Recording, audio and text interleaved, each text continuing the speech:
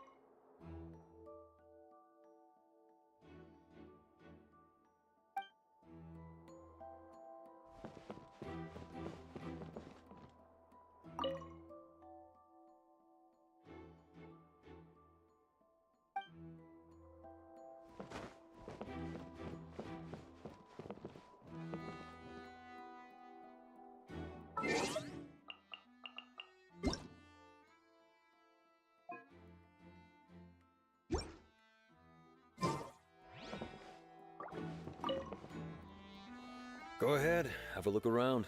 In the end, we're both after the truth.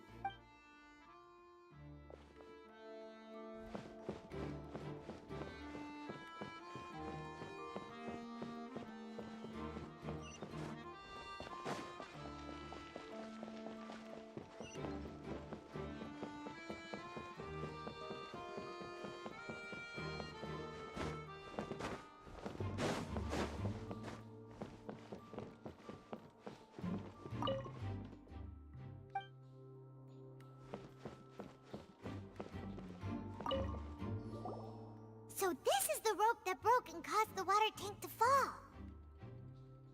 The rope looks pretty durable. How can it be burned through so quickly by fireworks? Why are you suddenly so serious, Traveler?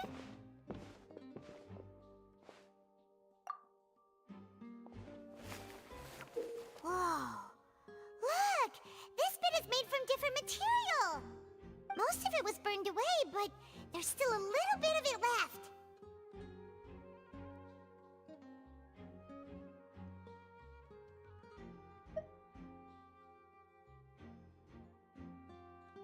Huh. So if a rope meant to hold something was made with that kind of material in it, then that means— Wait!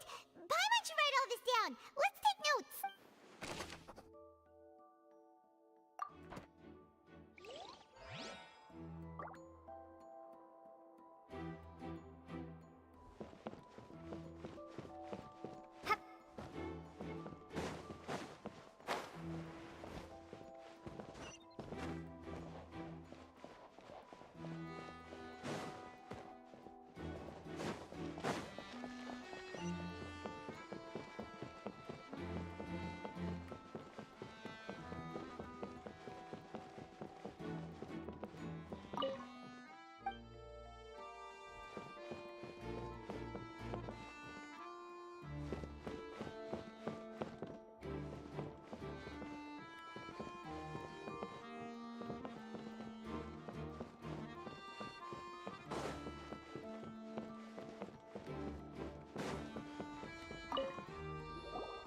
Hello there! What are you investigating? Oh, this location has also been cordoned off because the Magic Troop members are currently considered prime suspects. The investigation team is still collecting evidence. The seats were all booked in advance, so we were able to deduce the missing woman's identity by checking the guest list.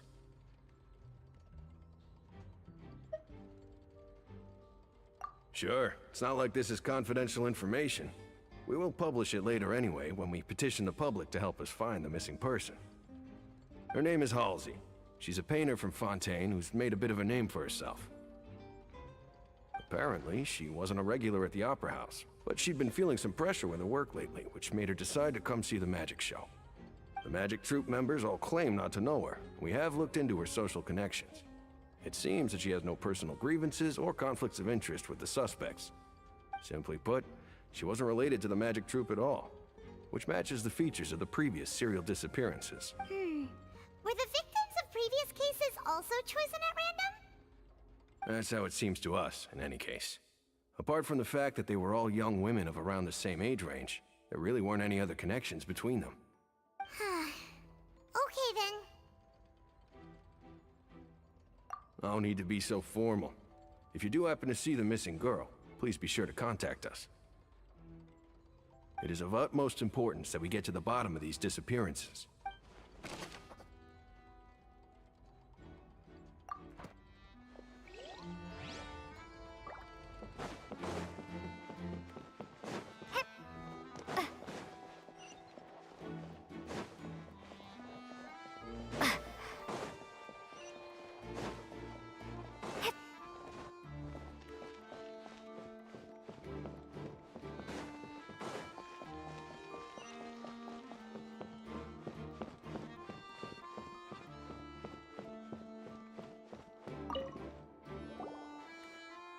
The investigation team has some new findings. Turns out there's an issue with the random number selector after all. See, I told you. What if the machine picked some big guy's seat? You think the murderer would have still made his move then? Sorry to interrupt, but we're helping Linny and Lynette with their side of the investigation. What were you saying about the number selector? There's something wrong with it? You're trying to help them? That'll be a tall order. Lenny used the machine to pick a random member of the audience during his performance, right? The lucky girl that later disappeared. Well, we thought there might be a serious problem with the machine, so we had it taken away for further inspection. It turns out that the seat number it picked wasn't random at all. The machine picks that same number every time. I'm sure you already know that you have to make a reservation in advance to get a seat, regardless of whether it's a trial or some performance. In other words, Linny knew who would be sitting where from the very beginning. That much checks out. Linny reserved our seats for us too. Bet you see why I was saying it'd be tough to make a case for Linny. Even though it's bad for Linny's case, Paimon had better write it down.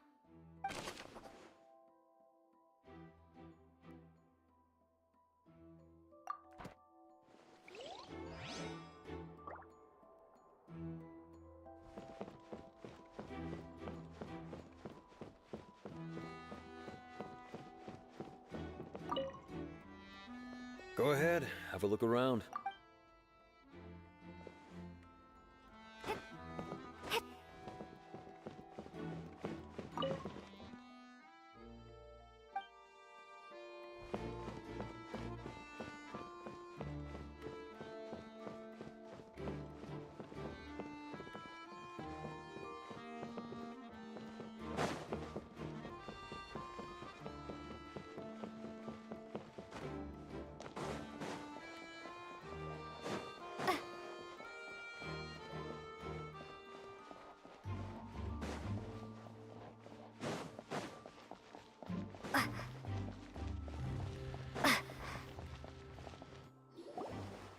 Hey, you!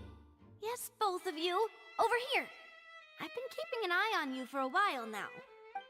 Huh? You mean us? That's right. If I'm not mistaken, you're also among those who wish to cut down the thorns and pursue the truth. No? And by the looks of it, you're not from Fontaine. Well, you're right on the more about that one, but who are you?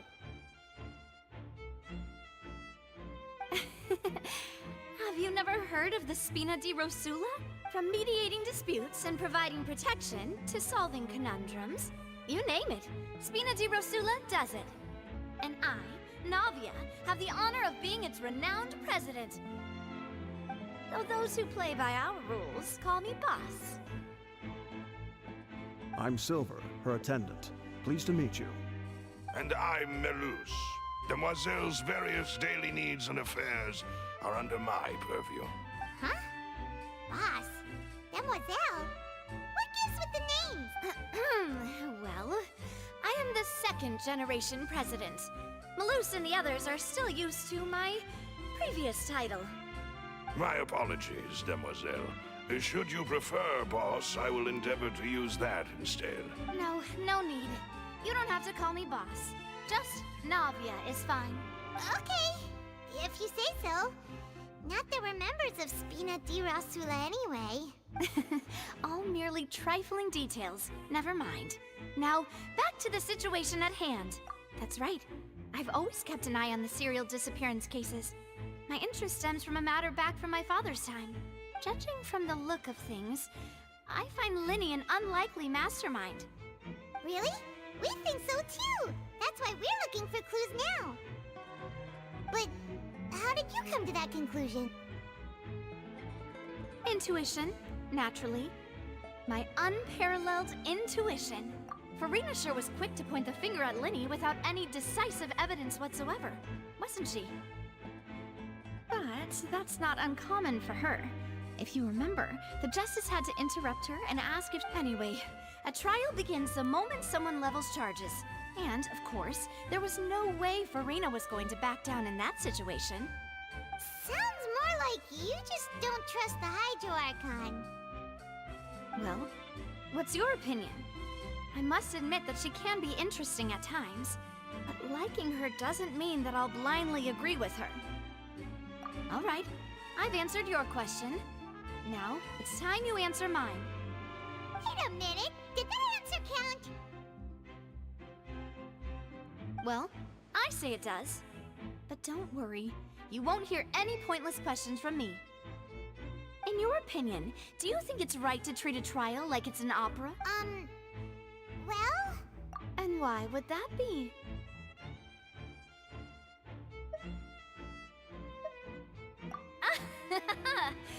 See, Silver and Malus? I told you they'd be different. Most astute of you, Demoiselle. I too think that the Traveler's response was most excellent. No matter how wonderful the script or how fervent the audience's expectations may be, the trials that go on stage here must be based in fact. And if that can be done, boss, then... All right, that's quite enough, Malus. Anyway, I like your answer. You pass with flying colors. Now, I need to make some preparations, following which our joint investigation shall commence. You two shall be my assistants. Wait! Since when did we become assistants? Oh, well, I can be the assistant, sure. Or your companion, if you like. I'm really not that fussy. That's more like it. Far be it from me to brag, but I believe that Demoiselle's intuition will be instrumental in uncovering the truth. You wish to save a friend from false accusations, and we wish to unravel the disappearances. In this sense, our goals are aligned. You have a point. You're quite the talker, aren't you, mister? And what about you over there? What do you think? You seem like you've got something on your mind. I have nothing to add. Oh, alrighty then. We'll be making some preparations first. Just be sure to let us know if they start revealing Linny's tricks. Thanks!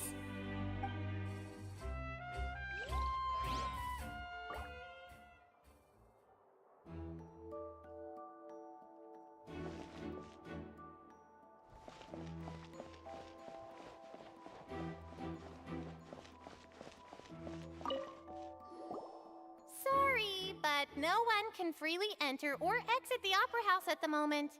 If you wish to leave, you must register your identity with us first.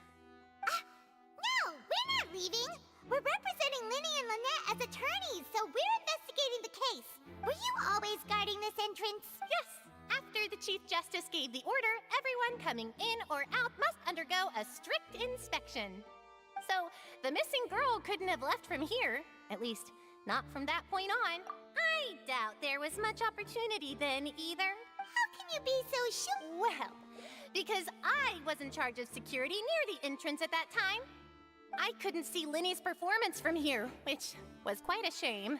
Just my luck.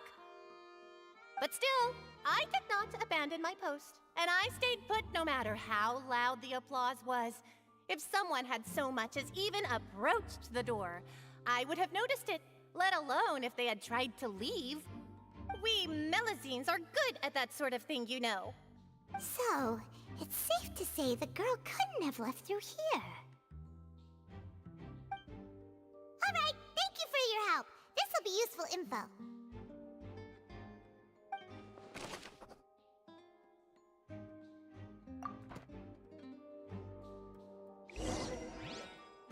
We've checked everything of note here at the performance venue. Paimon wonders how Linny's discussion with the guards is going. Let's go see, shall we? Ooh, things are getting interesting, huh? We're about to see how magic is made.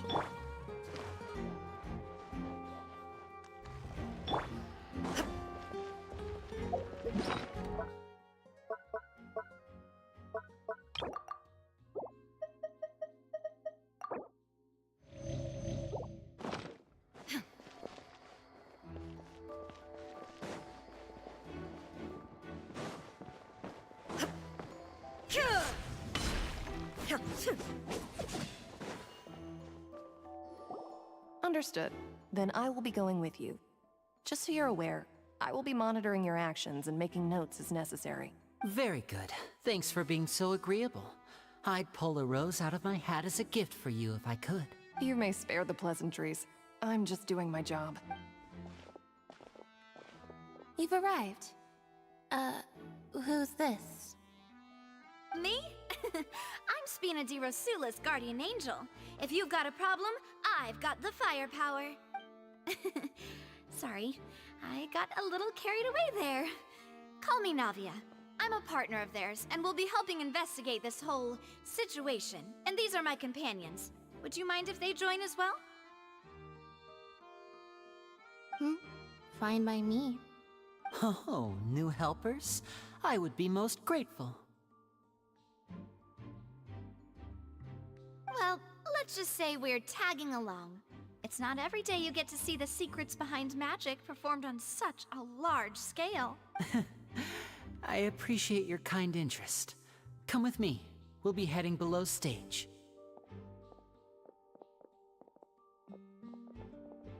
Huh? Below stage? Yes, a world of secrets is hidden beneath this magic box, prepared specifically for this switcheroo trick. But before I reveal everything, you should have a look first. Notice anything strange here?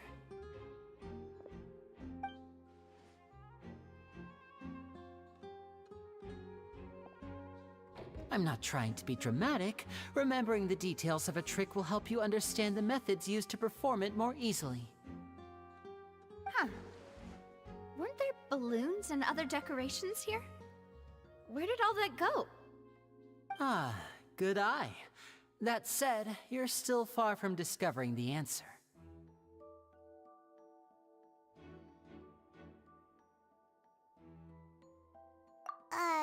The back? You mean the inside of the door? What's different about it? Paimon didn't notice anything. Very good indeed. I thought you might not be able to catch that, given that you were sitting in the first row. The back of this door was patterned. Those patterns are now gone, replaced by a smooth wooden board. So, if you put 2 and 2 together, what do you get? Exactly. All right, let's go. I'll tell you how it works as we head down.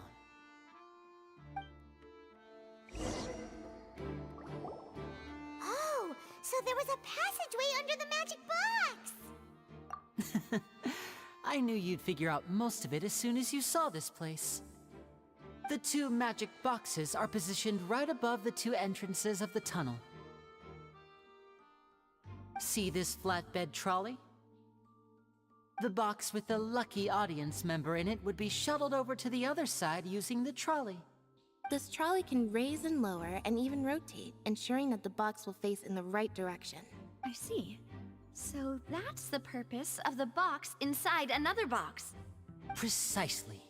The inner box would descend after the audience member was put inside and be moved along the trolley, all while the outer box would remain on stage as if nothing had ever changed. So that's how you did it! Once the box was lowered, the trolley would store some energy through this device here, with which it would complete the rest of the steps. The audience member would only be able to feel some slight movements in the dark, and by the time she walked out, she would already be back on stage. Right! You were talking that whole time, and you even came out for a moment near the end! Ah, yes. A phonograph operated by Lynette was used to achieve that effect. My assistant and I had already scripted our conversation beforehand. When the countdown began, I had already gone to the opposite box via a tunnel using that ladder. And what about Lynette? Where was she? I was in the mezzanine space in the back of the box.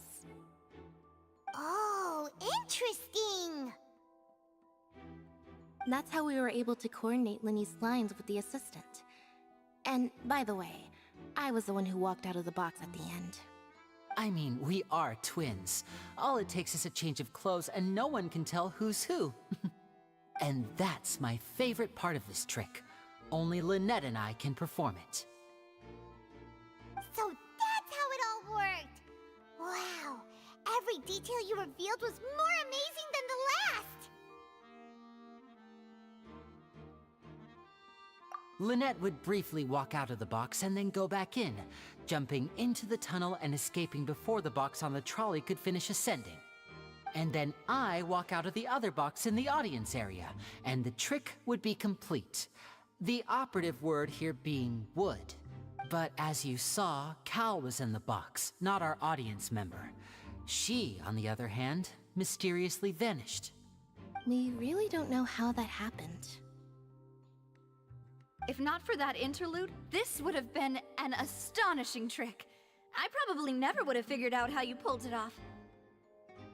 And yet, to think that someone was able to use this magic trick to commit a crime. Could we have a look around? I think we can come up with some more leads. This is the scene of the crime, so Lynny and Lynette are not permitted to stay here. I'll escort them back up. Yes, of course. No need to be so strict now. I won't disappear into thin air, you know. Thanks, everyone. We're counting on you.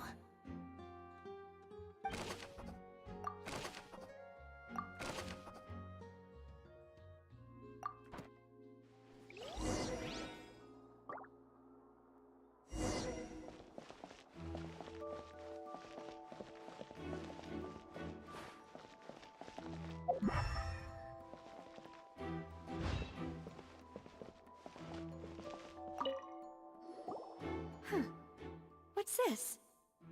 Looks like a hook tied to the end of a rope. Huh? There's a... Perhaps it was a prop for a different trick. But why would it have been left here? Whatever it is, let's make a note of it first.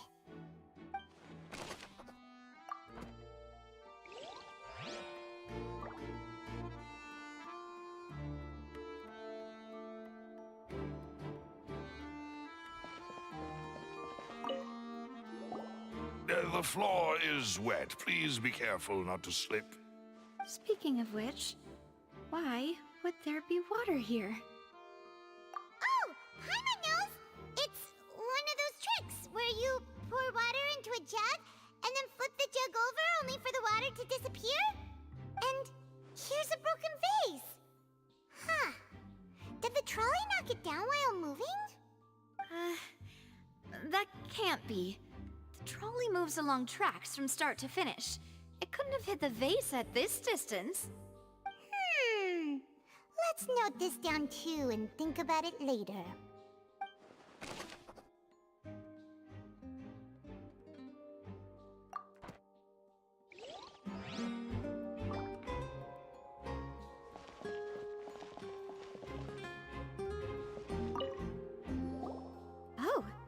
These are the clothes that the lady chosen from the audience was wearing, right?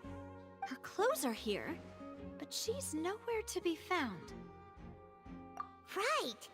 And do you really need to do that if you're kidnapping them? Ugh, this is so confusing. Paimon doesn't want to be a detective anymore.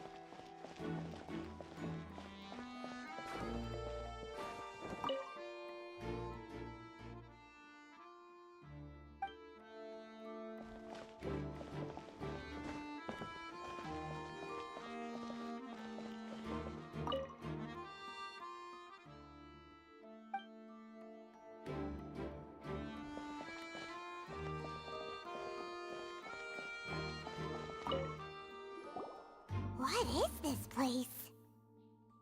It seems someone could fit through here. Huh. Could this have been the suspect's escape route? Alone, perhaps. But if they had to pull another person with them, the space would be too narrow. But there are no other ways in or out of here.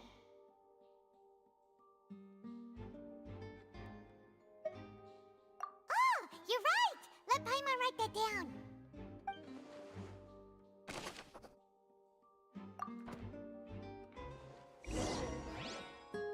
Seems we're just about done investigating down here.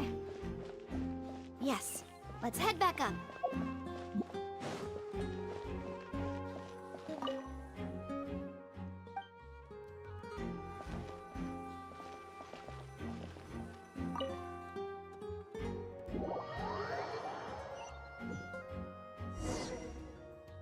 Well, we've ascertained the state of the crime scene. Let's find a place to sort out our findings once Malus returns. Seems to me that there are several things that don't add up here.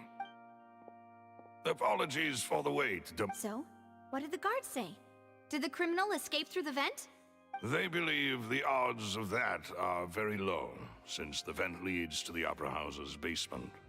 The guards have checked the area carefully.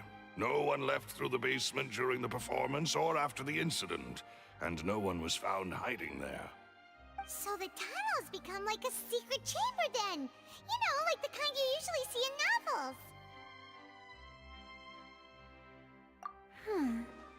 The plot thickens. Halsey's disappearance and Cowell's death are both quite inexplicable. No wonder Farina was so confident in her accusation. All the current evidence points toward Lyney and Lynette. In other words, the charges are very likely to be upheld unless we make some considerable progress.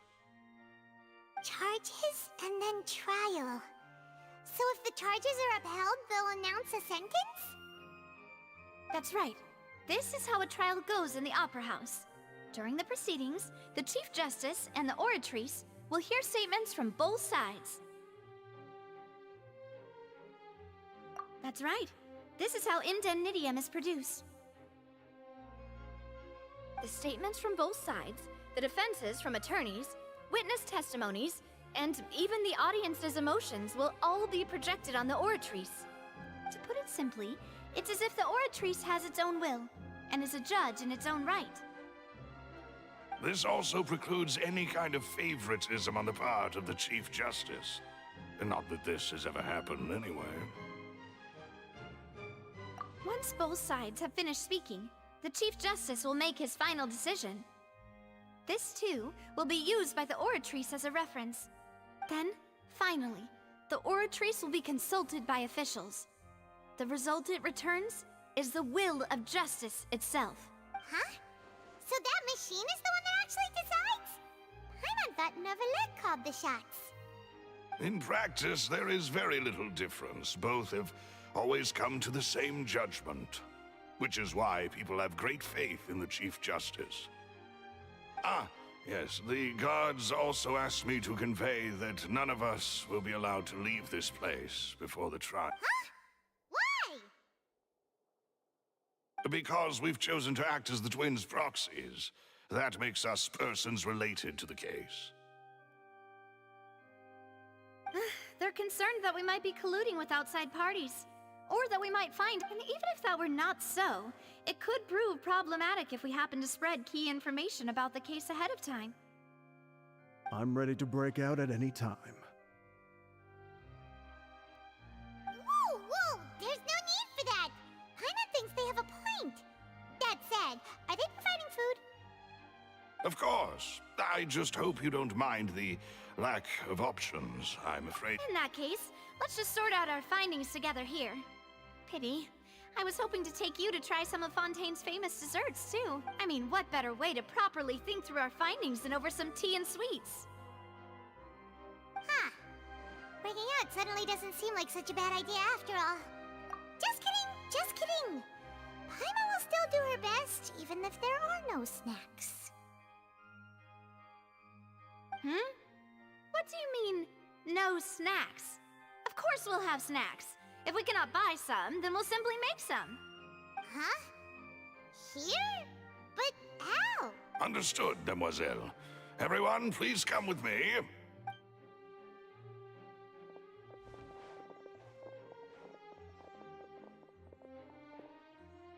Wait, you're carrying a portable stove with you? Yes, I must be prepared to meet the Demoiselle's baking needs whenever the fancy strikes her. I have eggs, sugar, and almonds at the ready. Good work, you two. Then I'll get to it. Please sit tight for a moment. You'll get to taste my awesome snacks soon enough. These three are quite the interesting group.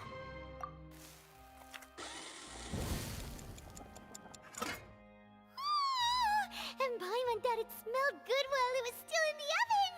Oh, it's even better now. Paimon can't stop drooling.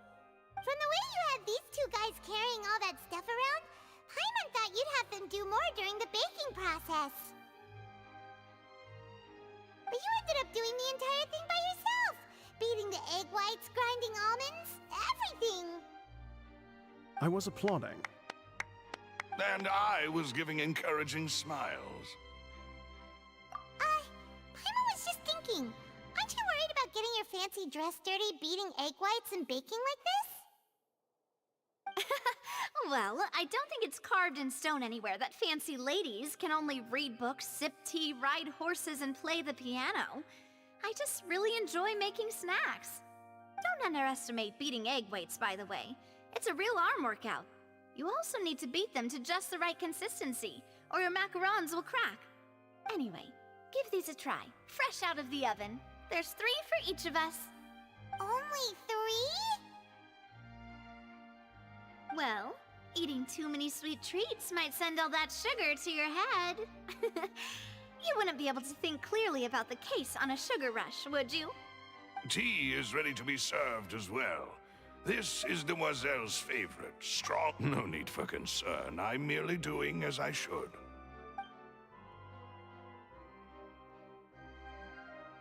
All right then. Down to business. As Paimon mentioned previously, the tunnel seems to be something of a secret chamber.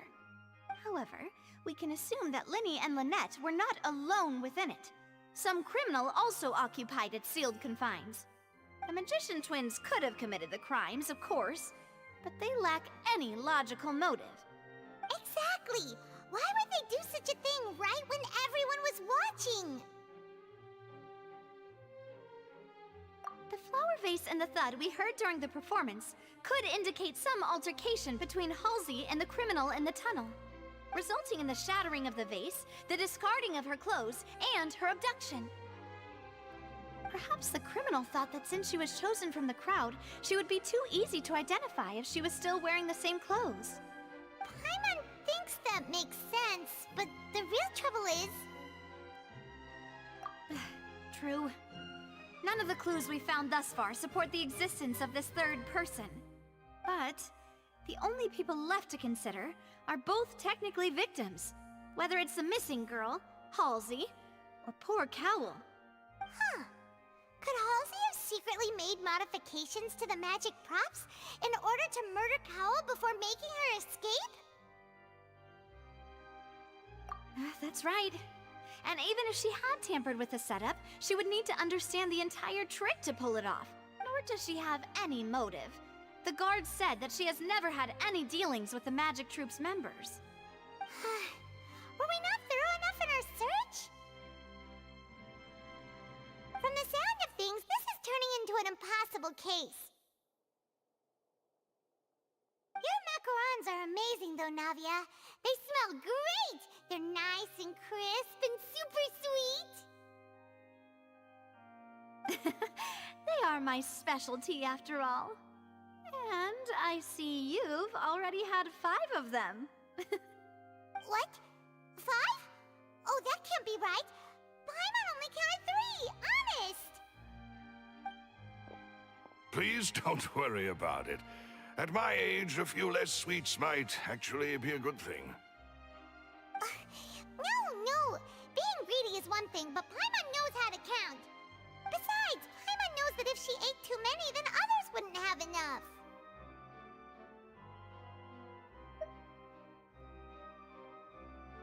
Wait, even you don't believe Paimon? How could you?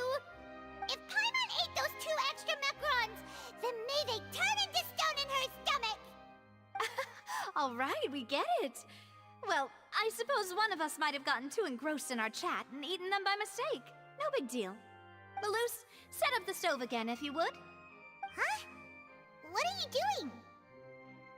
Making sure everyone gets 3 macarons, of course. Exactly. We don't want to trouble you. As you wish, demoiselle. And I have the egg, sugar, and almonds. Well, this really is your hobby, huh?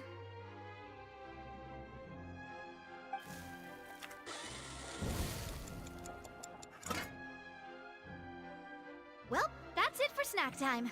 I'm going to have another look around the area. I don't know what we're looking for yet, but we've still got some time. As attorneys, I suggest the 2 of you think the case over again. It would be awkward if you got all tongue-tied on stage during the trial. All right, thanks for your help and for the snacks. It was nothing. A small task for the Spina di Rosula. Silver, Malus, it's time to go. I'll be back if I find anything new.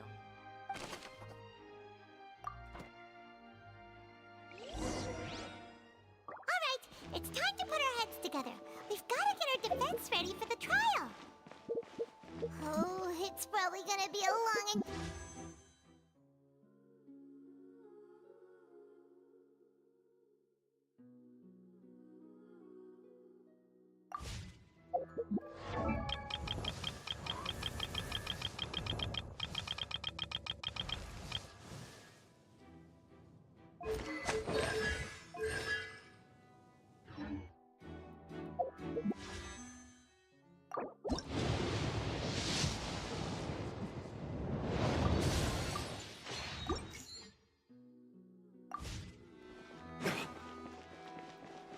Here, take Paimon's notes. They should help you review...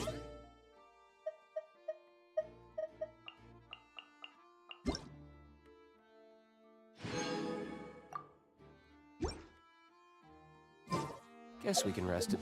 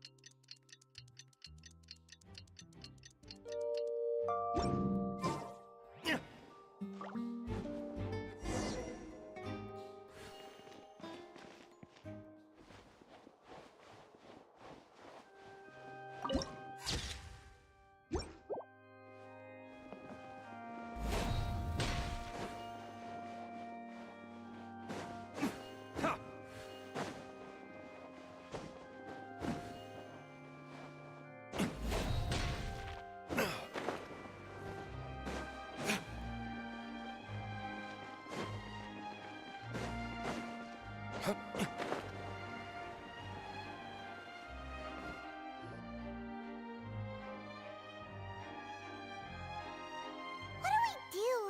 The whole situation is so confusing. Good plan. Impossible things don't just happen. We'll get to the truth one way or another. Just relax. Even if everyone else suspects Lenny and Lynette, at least we will be supporting them from the stands. Besides, I doubt Farina understands any more about what happened than we do. Thanks, Navia. Well, we'll be going then. Best of luck to you.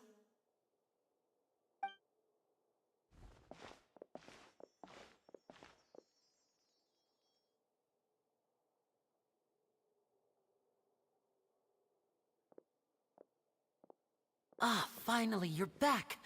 Well, how did your investigation go? To be honest, you might be disappointed. No, we're already very grateful.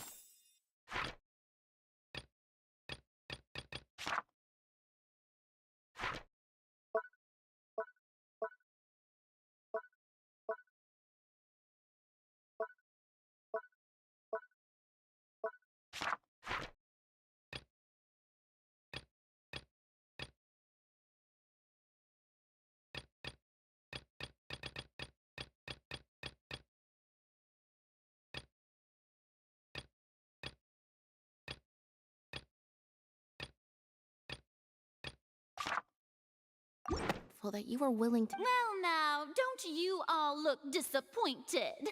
Don't tell me that your investigation came up empty-handed. That was to be expected, of course. The guilty can never produce proof of their innocence. But don't let that stop you. I shall be terribly disappointed should you, my most anticipated foe, concede so easily. Since both parties are present, I declare that the trial regarding the magic show incident is now in session. Firstly, in order for the audience to understand the causes and results of the incident, could we please have Mr. Linney explain the trick? Yes, of course. I will explain while Lynette demonstrates on stage. All the necessary items have been prepared.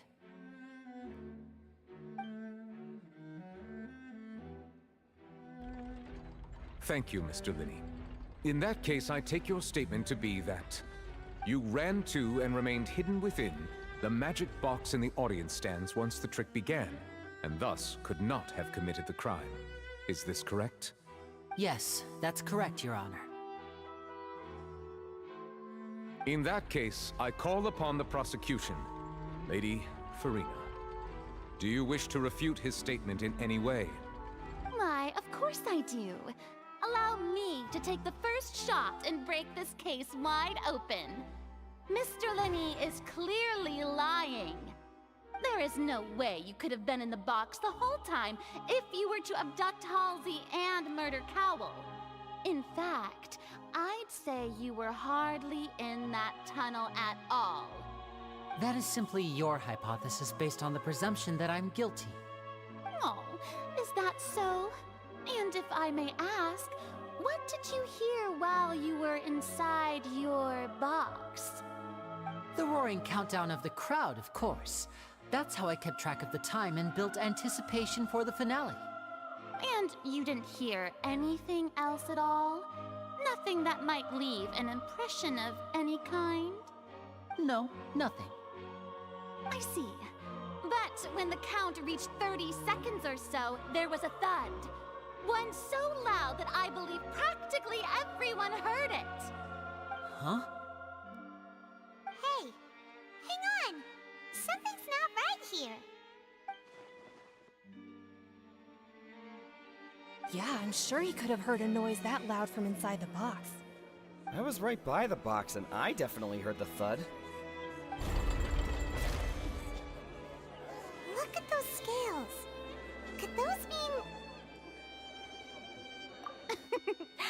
Well then, ladies and gentlemen, allow me to use the words of the magician himself. You never know what can happen in the blink of an eye. Of course, I have armed myself to do far more than smash your alibi. Confidence cannot go unfounded, and my foundations are rock solid. Tell me, aren't you and Lynette actually from the House of the Hearth? The House of the Hearth? No wonder they did something like this. So the serial disappearances were the Fatui's doing. Now it all makes sense. I've got a feeling that what happened on stage probably wasn't just an accident. That's irrelevant. Our identities have nothing to do with what happened. Indeed. Then perhaps you could tell us everything that happened during that 1 minute. Your first priority is to prove yourself innocent after all. I'm sure there is little that needs to be kept secret now. Unless your script already has holes in it. The Outlander is speechless. My, oh my, don't they look flabbergasted? Now comes the infighting and discord, I suppose. This was almost too easy. Good thing I made all those preparations. Seems the all-nighter I pulled last night is really paying off. Hey, Lyney, why didn't you tell us this before? Order! Order! Mr. Linney, allow me to re-establish the facts. Lady Farina has raised 2 points. First, when the thud was heard in the Opera House, you were neither in the box nor the tunnel. Second, you and Ms. Lynette are both members of the House of the Hearth. Are these claims true?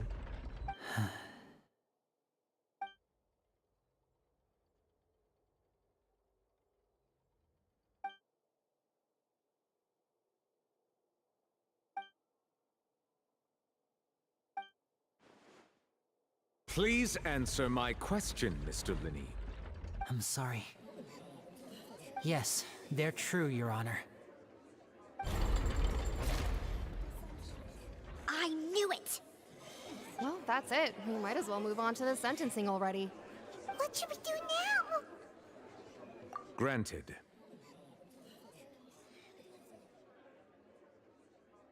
In that case, what is your request? Is that really necessary? They're already as good as guilty. The defendant deceived their own attorneys. What is there left to discuss? Order! Order, I say! Your request is reasonable, and we shall adjourn. This trial will reconvene in 1 hour.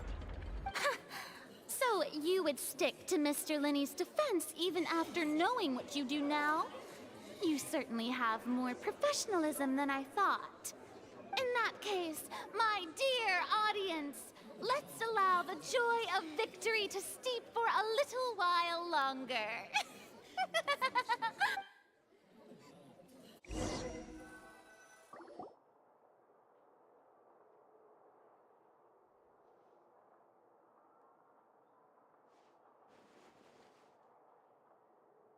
Well, this is awkward.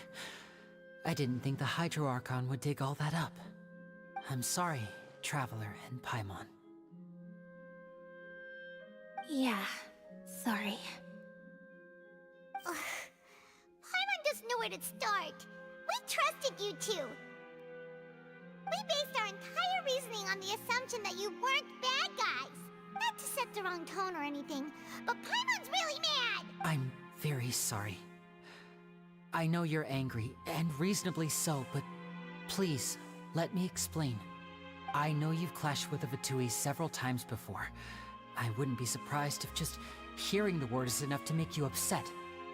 But our organization is very, very large, and the Harbingers have very different personalities and goals. Right now, we want to save people. As many as we can. That's right. I'm sure we're on the same page when it comes to this nation and the disaster that its people might face. I knew if it weren't for our respective identities, we could become good friends. That's why I didn't wish to flat out lie to you, but chose to hide some details instead. The truth is very important, but being completely transparent about everything would see us spending more effort than we need to. Right. So, you be the judge. Heck, if I were you, I fear that I'd even struggle to trust me at this point. You met a Fatus who works as a magician, a trickster by trade. All by coincidence, too. But still, I'm asking you to trust me. I am no criminal. At least, not in this case. Sorry. Please forgive us. Well, you both say that, but... Right. Let's hear your answer first, and no lies now! Of course. I'll answer any question you ask. We've been trying to find out how the Oratrice operates. We want to know why it has a consciousness. Why can it deliver sentences accurately? During our investigations, we learned that the machine's core is beneath it. From that moment on, Lynette and I have been designing this box swap trick, with the objective of getting close to the core. Is that why you needed a whole minute? That's right. In truth, the audience would take about 75 seconds to count down from 60, while I would only need 15 to get to the opposite box. So, after jumping into the tunnel, I accessed the Opera House basement via the vent, and went to investigate the room in which the core is stored. That air vent was created during the construction of the tunnel specifically to execute this step. Well, nothing. As soon as I reached that room and was about to investigate, I heard someone's voice. Which should have been impossible, of course. I was quite certain that I was the only one in the room. That voice seemed to recognize me and tried to speak to me. I chose to err on the side of caution and retreated the way I came. On the way back, I saw the broken vase and the clothes on the ground, but the countdown was almost finished, so there wasn't time to give it any thought. After that, the homicide occurred just as you saw. Well, that explains why you didn't hear the thud. Because of that prophecy I told you about, of course. We must know all we can about this nation's secrets in order to deal with that prophesized crisis. That's the only way we can save everyone. So, there you have it. The whole truth. I swear, I didn't hide anything from you this time. It was never my wish to proceed under this cloud of mistrust either. But, like I said earlier, you can be the judge. If you want to leave because you don't trust the Fatui, there's nothing I can do to stop you. Well, Traveler, you decide. Paimon will follow your lead however you choose.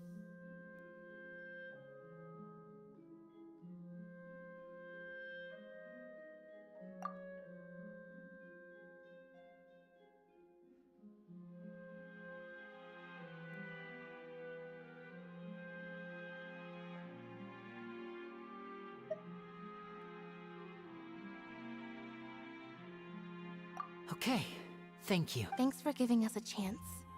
The current problem is that the scales are tipped pretty badly against you two. If we want to refute the Hydro Archon's accusations, we're gonna need a huh?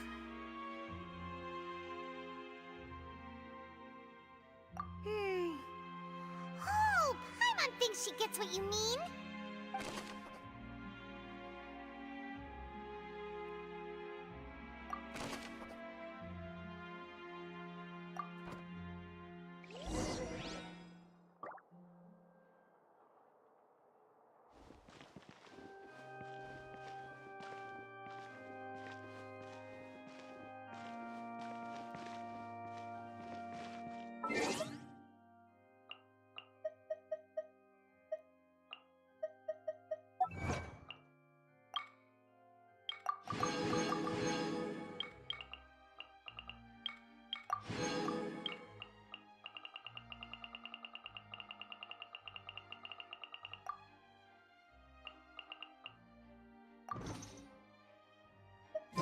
I still have a lot to do at the guild. How about you take a rest while I go back?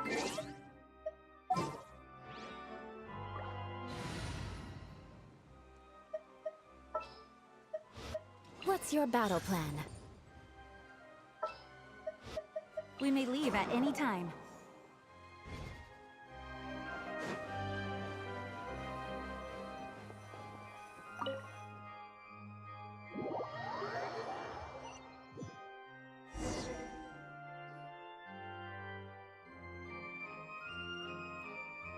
Both parties have returned to their positions.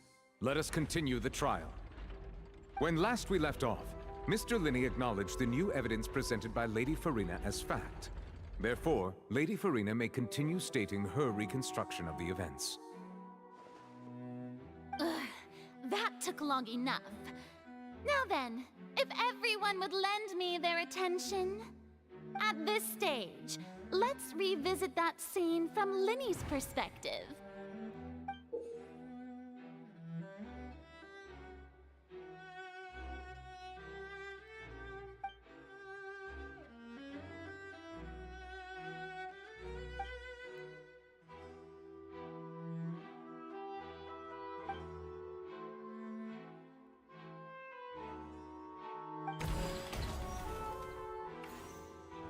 As the countdown began, he entered the tunnel.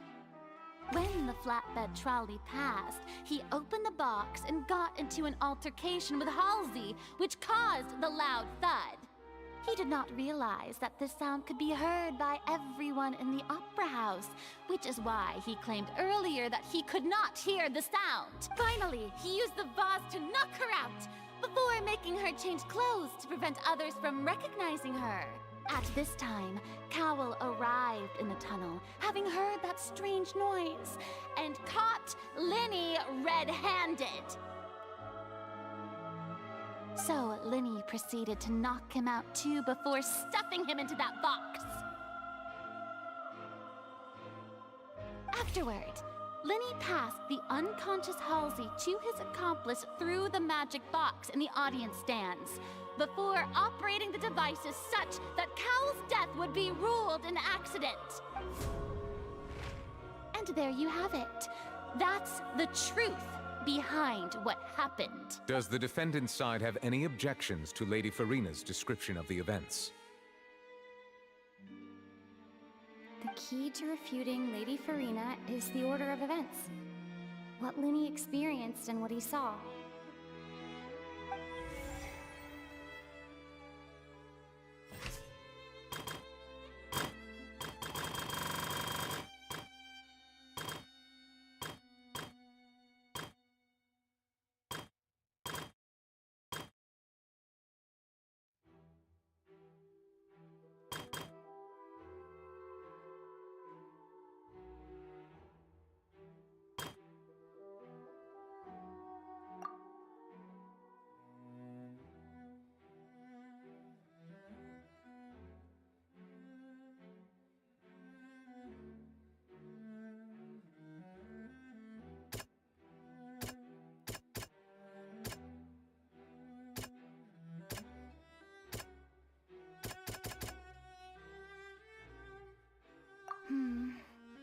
Seems this won't produce a particularly effective rebuttal.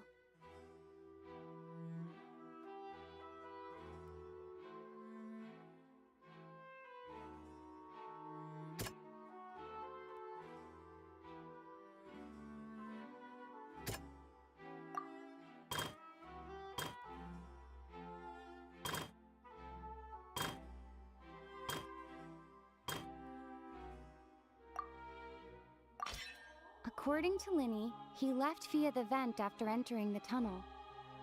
He couldn't have had that altercation with Halsey.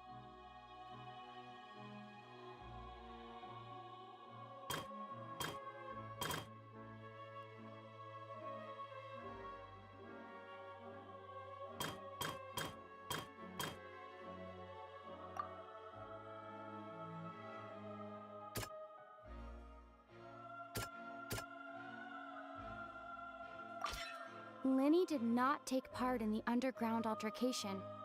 He only witnessed traces of the aftermath.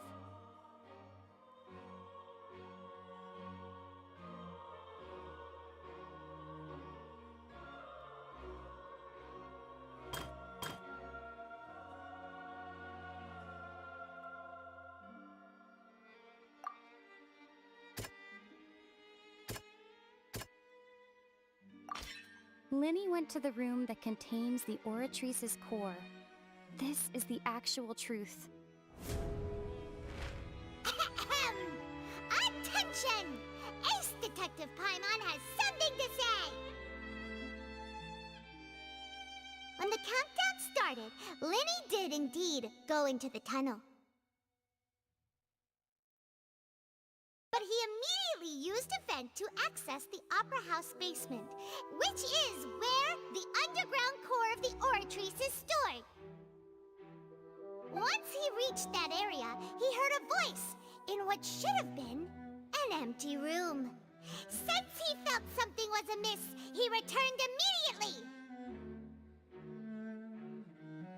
The crime scene had already developed by the time he reached the tunnel again, and in order to complete the magic trick, he did not remain there for any length of time. Finally, he reached the surface, and that was when the accident happened from his point of view. Therefore, he...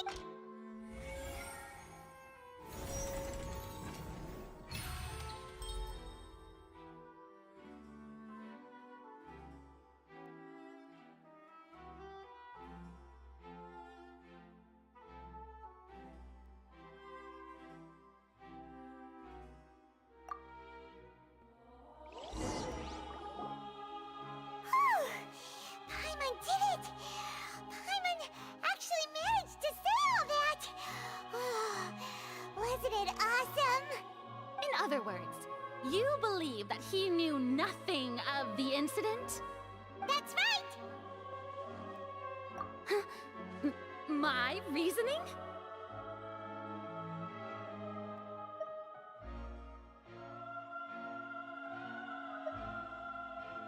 If that's the case, then if Cowell hadn't entered the tunnel, who was the entire setup meant to kill?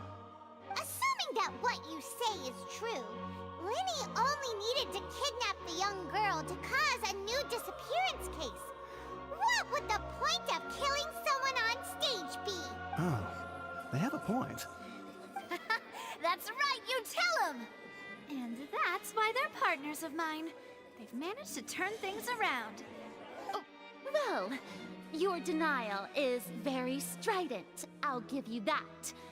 But what proof do you have to back your claims?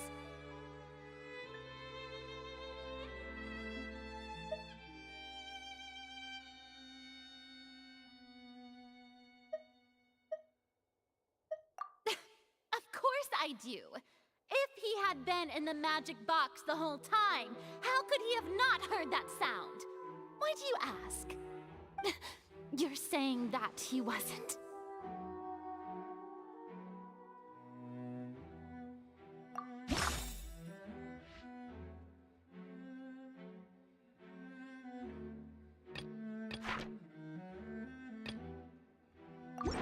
That's right! Linny wasn't in the box or in the tunnel. That's why he didn't hear anything strange during the performance. This means that when the crime happened, Linny had already entered the basement via the vent. The same clue you used to disprove his alibi has now become the best proof! How do you like that? Well played. To think you'd use such logic. Well then, if it wasn't Linny who committed the crimes, then who was it?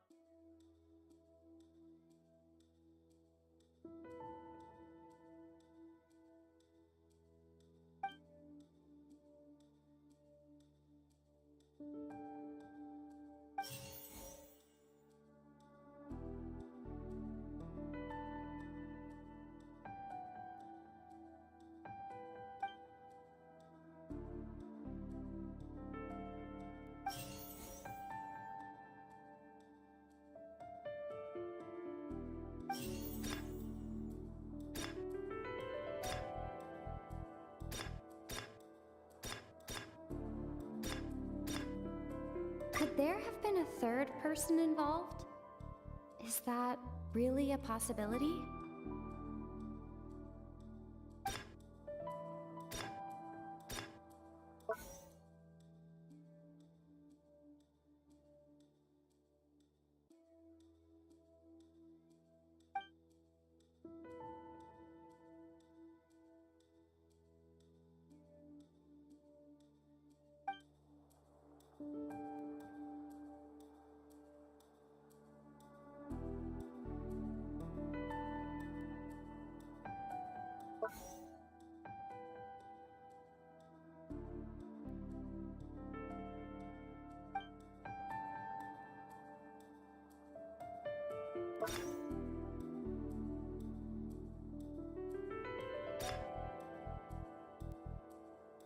Halsey is the missing person and an ordinary audience member.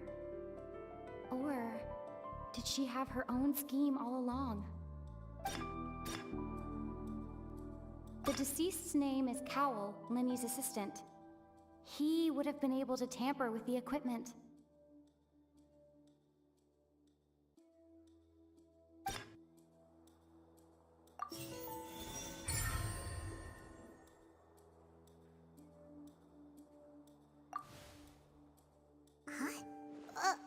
That can't be.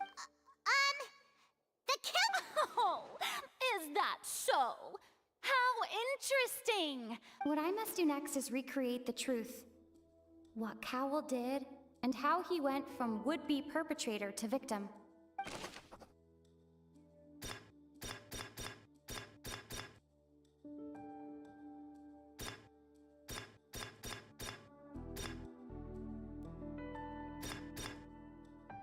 It would have been tough for both people to fit into that vent.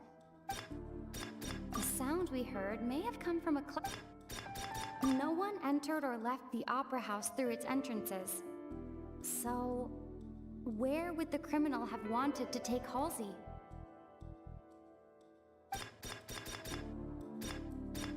Lenny was not in the tunnel at that moment, which gave our criminal ample time.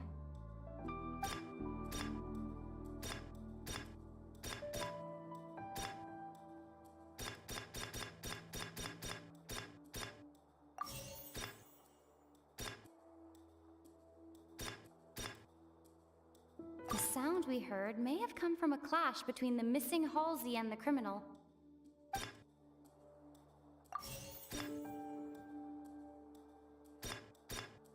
The deceased's name is Cowell, Lenny's assistant. He would have been able to tamper with the equipment.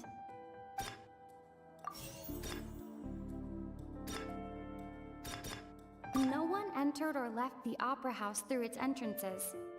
So, where would the criminal have wanted to take Halsey? The sound we heard may have come from a It would have been tough for both people to fit into that vent. They would like... The sound we heard may have come from...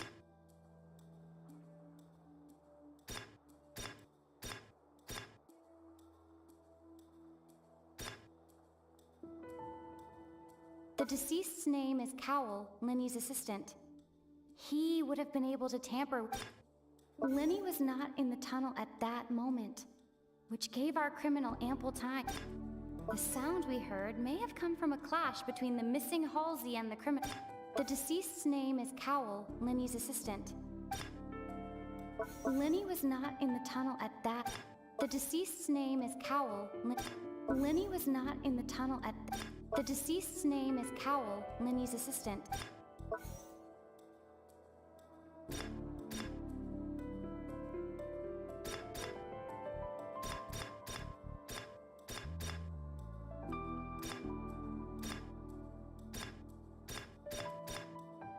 Halsey's clothing was in the tunnel. So, there must have been some fear that she would attract attention.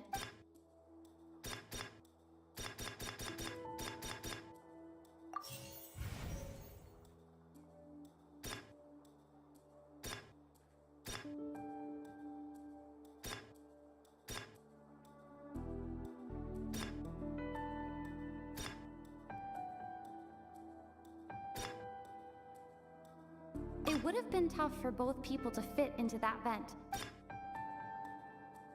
No one entered or left the Opera House through its entrances. It would have been tough for both people to fit.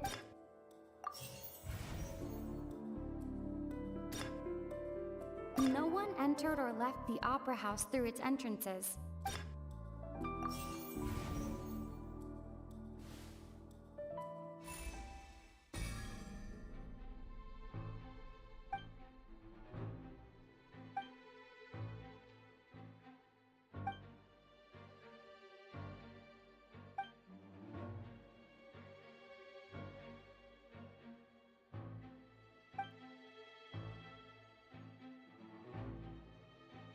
What's wrong, Traveler? Are you still having trouble figuring things out? I see how it is. Look, since we're at a dead end, why not consider a different track? Just like the trick as it transpired, the end result must have been utterly different from the magician's initial design. If only we knew how Halsey disappeared. Well, that would be nice, but the tunnel only has 3 exits, and none of them seem very likely. And it's not like this is a magic trick where you can just make a real live person disappear.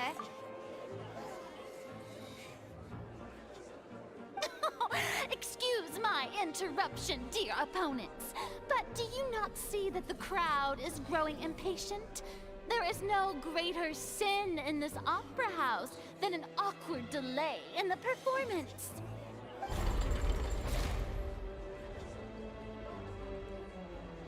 If the defense is unable to make further effective arguments, we will move on to the next stage of the trial.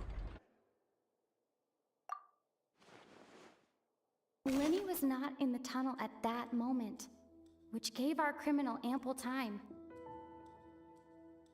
The sound we heard may have come from a clash between the missing Halsey and the criminal. The deceased's name is Cowell, Lenny's assistant. He would have been able to tamper with the equipment. The vase was not broken by chance.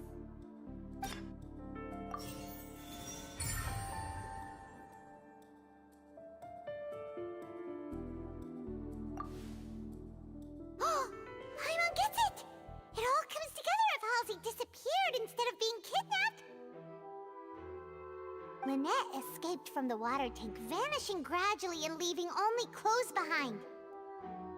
If there's a similar method where a person could be transformed into water...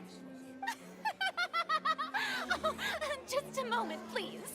I do hope you know how preposterous you sound at the moment. How could a person ever be transformed into water? This is reality we're talking about here, not some magic trick. Must we really? I should think that of anyone. Your friend Linny already knows this truth very well. Magic tricks are ultimately just illusions and misdirection. But Halsey's disappearance is very real. We're talking about 2 completely different things. Even so, I trust the Traveler's judgment. The truth must be out there somewhere. Perhaps some new line of reasoning may open if we try to gather all the focal points that don't make sense. Since Cal was the deceased, we haven't placed much attention on him. But given that we aren't making much progress with the case, it wouldn't hurt to have a look at his belongings, would it? People really do come up with all sorts of harebrained schemes when at the end of their rope. The way I see it, your suggestion that we broaden the scope of our investigation is nothing but a tactic for stalling the trial. Nevertheless, I believe that this is a reasonable request on the part of an attorney. Since the trial does indeed appear to be at an impasse, I believe that additional evidence may help us make more progress. Guards, please step into the lounge and examine the personal effects of the deceased, Cowell. We are still examining the items, but we have already made critical progress that we feel must be shared with everyone post-haste. We discovered several test tubes of fluid within Cowell's baggage, each labeled separately. The notebook in his backpack claims that these fluids are Water from the Primordial Sea. The Primordial Sea. The note's contents also indicate that Cowell belonged to an organization that sells illegal drugs and that he had an accomplice. The notebook has many entries concerning safe usage of these fluids, in which the keyword dissolve appears many times. One of these tubes was labeled Opera Epiclese, along with yesterday's date. It is empty. The notes also state that these dissolution properties work exclusively on people from Fontaine. It's likely that Halsey was chosen as some sort of test subject. As such, we believe that the defense's hypothesis is, in fact, supported by sufficient evidence. You've got to be kidding! People dissolving into water? Could something so ridiculous actually be true? Wait a moment. This reminds me of a certain prophecy, but it's just a coincidence, isn't it?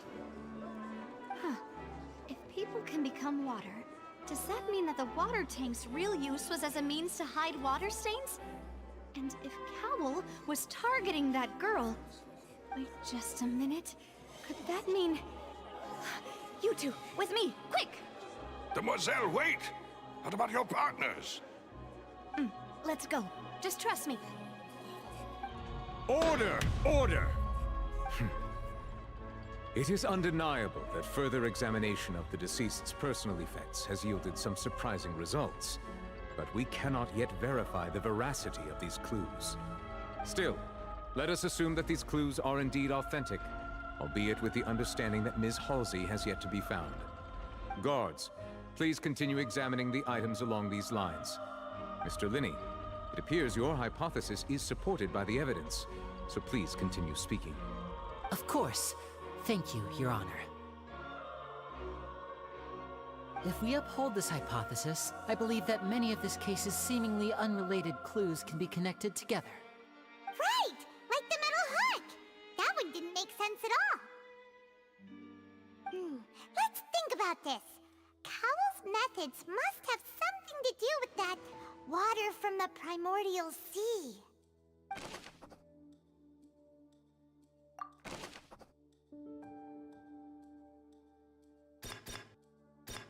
The deceased's name is Cowell, Linny's assistant. He would have been able to tamper with the equipment.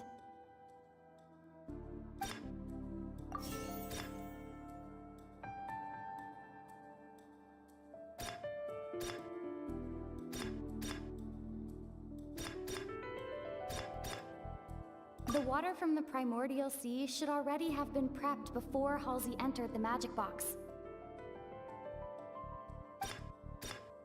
Now it seems like the hook rope was not meant for another magic trick, but was instead some form of triggering mechanism.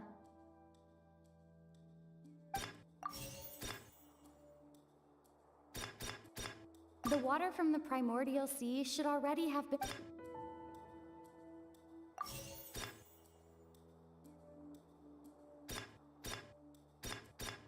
The rope that strung the water tank up was lit by the fireworks and cut. Lynette was in the magic box on stage the entire time. Did she have something to do with this? I remember there was something else within the inner layer of that box.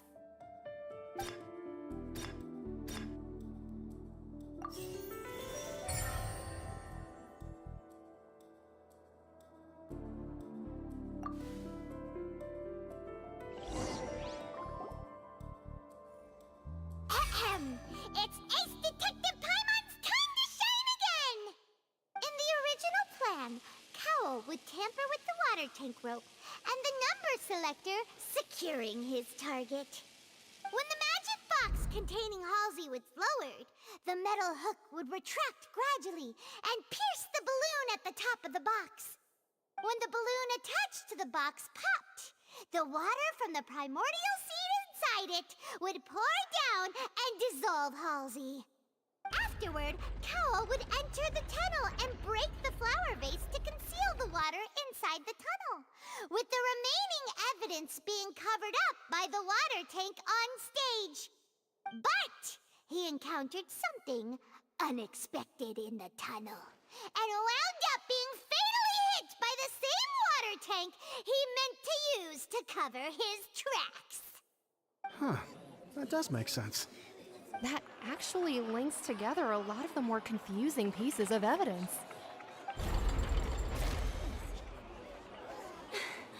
Oh dear, what do I do? Even I think they sound convincing now.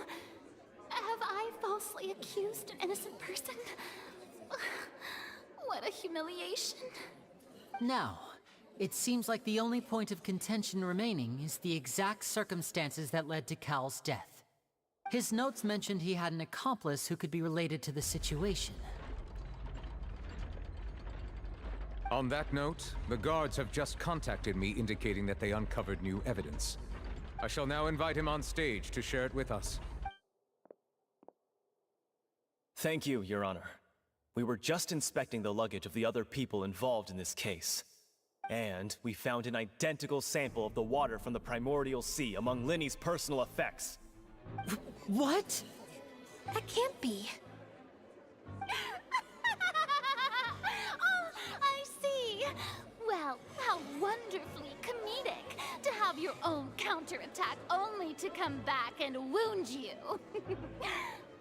Does this not clear all doubt? My dear citizens, my loyal audience, allow me to present my reasoning and bring this performance to a swift close. Linny did not need to take part in the dissolution of the young woman at all. Indeed, he did leave the scene via the vent.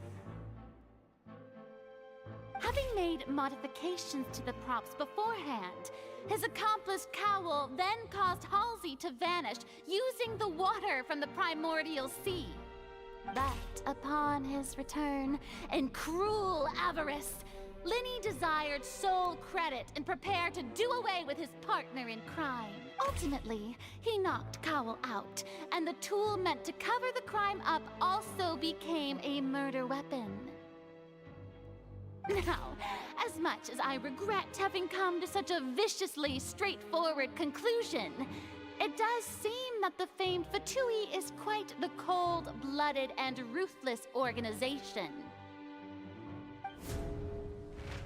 Am I right, Mr. Linny? We've used up all the evidence we collected. There's no way for us to make a rebuttal here. Is this the end of the road?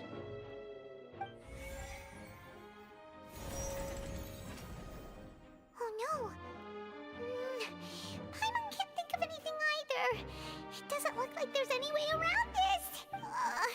Seems using the water as new evidence was too good a move. I think we've all seen enough now, and we have ample witnesses to my flawless reasoning. I believe this is indeed the finale. Now then, my good, noble Chief Justice, should we not, in your view, move... Excuse me, everyone, but I must interject. Miss, I must ask you not to shout, and to respect the ongoing legal proceedings. Oh, come on. Don't be hasty. I have a good reason for interrupting, you know. Now, would anyone here like to take a little break from all this debate and see a little magic? I'll show you an amazing trick. One that can bring a young woman who has disappeared back in the flesh, right before your very eyes. What in the world is she saying? No offense, miss, but miracles like that are beyond my scope as a magician. Come on now, don't be silly. Magic is all about misdirection, isn't it? It often conceals the truth while presenting a fascinating illusion. But once everyone believes the illusion, can't magic reveal the truth to them once again? And wouldn't such a trick be the most marvelous finale to today's performance? Come on, Lenny and Lynette. Give it another go. Don't worry. Spina di Rasula has made the necessary arrangements on your behalf. But, as the magic makers and stars of the show, I think I should leave the final performance to you. I understand.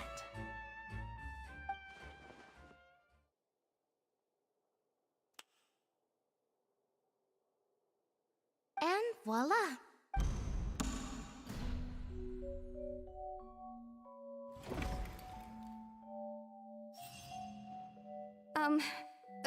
Sorry for the interruption. Wait, isn't that Halsey? So the whole thing about people dissolving wasn't true after all? To be clear, I'm only here because this person told me that if I testified, the merit of doing so would lessen my sentence. I was hiding outside this room listening to the proceedings because I was afraid that I would be the one put on trial. I was just feeling happy that no one had noticed me, and then before I knew it, she caught me. That'll teach you to underestimate us three. Where should I begin? I'm sorry. I'm the one who killed Cowell. I admit it. But what? Why? Firstly, my name isn't Halsey. It's Lillian, and I'm originally from Mondstadt. I heard that Linny's show was gonna be a real thriller, but I missed the chance to buy a ticket, so I stole one. That's how I make a living. I steal stuff here and there. And I'd never been caught before, but I was noticed at the harbor a few days ago, and I barely got away. Linny was the one who caught me in the act. Hey, no wonder you look familiar. So you were the thief! Liddy even mentioned that you were pretty skilled. Well, and I thought that would have been the end of it, but then the number selector chose me. He even mentioned the Fortress of Meripede. That's a prison, isn't it? So you can imagine how shocked I was. I thought he was onto me for sure. So I played along with the show while looking for an opening to flee, but then I got water poured on me for no reason, and then someone jumped into the tunnel to nab me. I wasn't going to take that lying down, so I knocked him out and stuffed him into the box. There was nowhere to run from there, though, so I had to change my clothes and hide in a box containing performance costumes. I slipped out after the first guard arrived at the scene and continued hiding inside the opera house. Can a person even hide in there? But I swear I didn't know that the water tank would fall down. Really, I swear it. Had I known that, I wouldn't have put him in the magic box. I may be a thief, but I'm no killer. Well, that makes everything pretty clear now, doesn't it?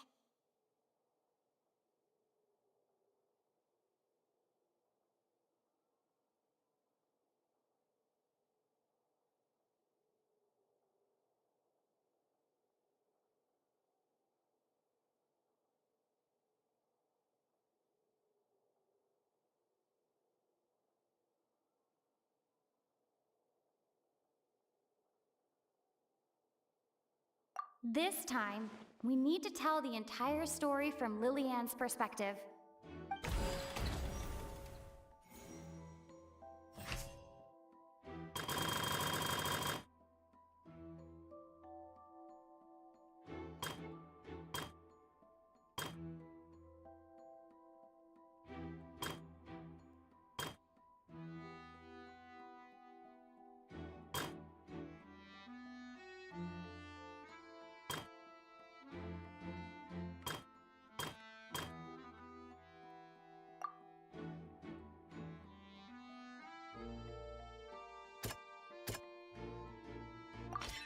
The strange sound wasn't from a fight.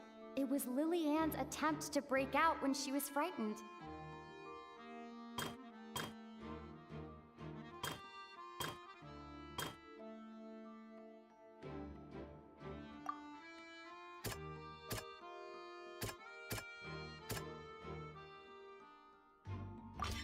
The flower vase was not broken to cover anything up, but was smashed during the struggle between Lillian and Cowell.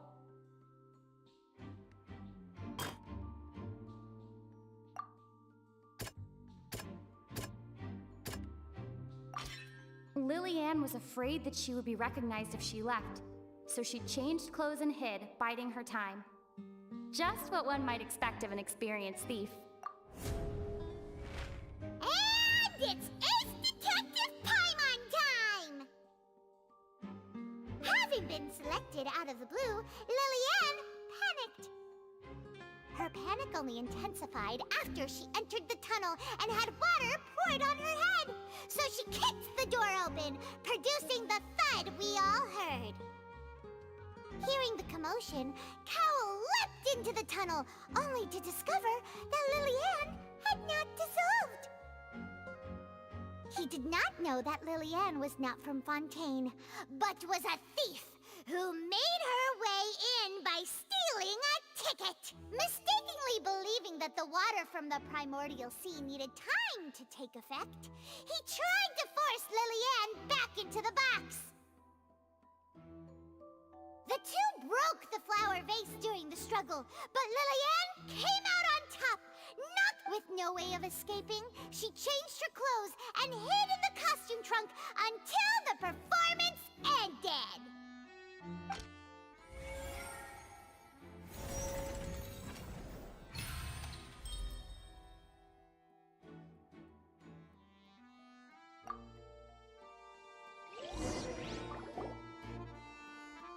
She knew that she would have to go through guard inspection if she tried to leave afterward.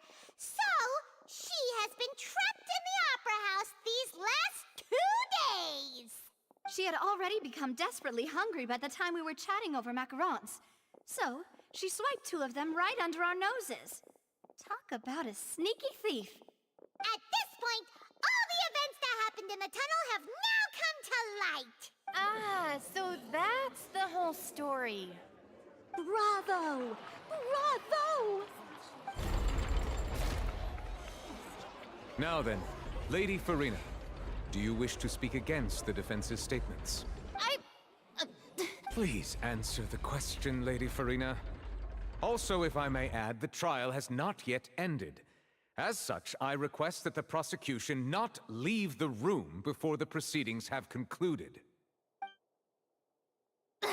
What? Are you reading my mind now? No, I have no further arguments. I admit defeat. But really, could you at least have left me with some dignity? Wow, look at that! She's like a deflated balloon now. If there are no objections, then as the Chief Justice of Fontaine, I shall once again repeat the full sequence of events. The actual perpetrator of the serial disappearances, Cowell, selected his next victim from the audience reservation list. With some modifications to the selector, he could ensure that the pre-selected young woman would be chosen. To cover up any evidence while committing the deed, Cowell thought of allowing the water tank to fall, which would conceal the water left behind after the young woman was dissolved. He also tampered with the rope suspending the water tank, using the fireworks at the end of the performance to cause the tank to drop and hide the watermarks. He poured the water from the primordial sea into a balloon during the preparation of the magic box and stuck it to the box's lid. Finally, he passed the prepared hook on a rope through the gap in the magic box's door when bringing the young woman to said box. When the magic trick officially began, the box containing the woman was lowered into the tunnel, tightening the hook rope and bursting the balloon containing the water. If all had gone to plan, the young woman would be dissolved at this time. However, Lily-Ann was not from Fontaine, and thus fled the box with a loud noise. Realizing that there was trouble, Cowell entered the tunnel and met Lily-Ann. Thinking that the waters had not yet taken effect, he decided to proceed. However, his opponent was more capable than he thought, and he was overcome, knocked unconscious, and placed into the magic box, and thus became his own final victim. Lily-Ann, according to her own statements, then changed clothes and hid until the performance ended, before hiding in other parts of the Opera House. As for Linny, he was in the underground structures within the Opera House, and was thus ignorant of these happenings. From this reconstruction of events, we can conclude that Linny, the accused, is in fact innocent. While there is much in Linny and Lily-Ann's conduct that should still be investigated separately, this case, at least, can be handed over to the Oratrice to make the final decision.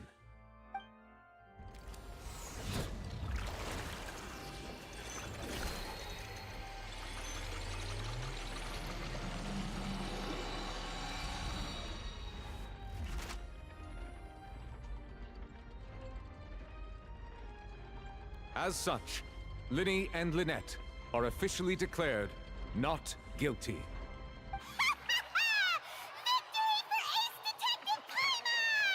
Great work, partners. Thank you all. Thank you so much. Next, I think we deserve an explanation, Guard Vaughn. How did you find the water from the primordial sea in Linny's baggage? Right! Your discovery caused me to make a serious mistake, you know. Or was that not a discovery, but false evidence that you dare to bring before this court? I suspect that the accomplice mentioned in Cowell's notes was not Linny, but you, yes?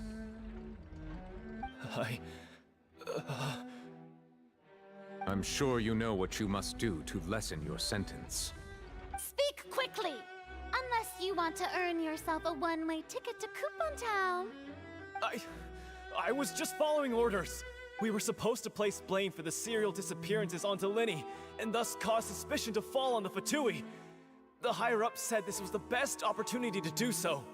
And now that your plan has fallen through, and the secrets of the water have been revealed, you have become a liability to said higher-ups, yes? Therefore, you would be wise to tell everything you know, and seek the protection of the guards. Yes, I'll tell you everything I know.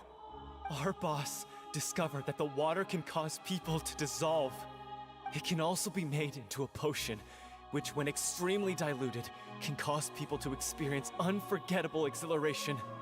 We've been in this business for a while now, and have made decent more off it. The disappearances were also the boss's idea. I mean, this is the boss we're talking about. The...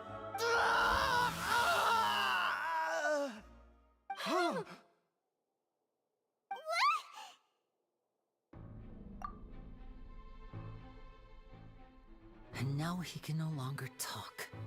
Such ruthlessness. I shouldn't have expected any less of them. An outrageous act. All present, please submit to inspection immediately.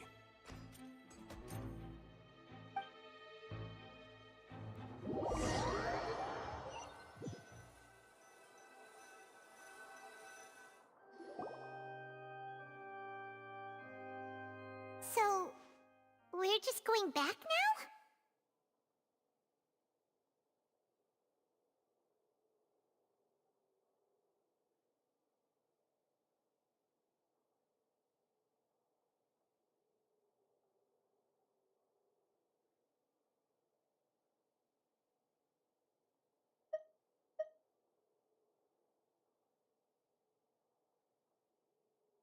That's true, but... Traveler, Paimon! Please wait. Linny... I know you may not want to speak to me right now. Maybe you don't even want to look at me. But still, let me thank you again for defending me to the end, even after you learned that I'm a member of the Fatui. I guess. But regardless, I'd like the opportunity to set things straight. I didn't approach you with any ulterior motives or ill intent. I've spoken to you as myself, just plain Linny this entire time. As for why I'm a Fatus, it's because the goals of the House of the Hearth align with those of an orphan like me. That's all. That was how Father, who you might know as the Knave, approached recruiting us back then too. A knave? The one who controls the House of the Hearth? She's your father? That's right. And since we're here, I was wondering, would you mind back when our parents first died, Lynette and I were left wandering the streets.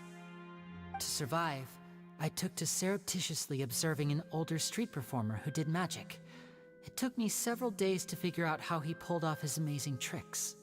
I took my sister through several streets until we found a crowded corner, and we began to perform magic tricks there.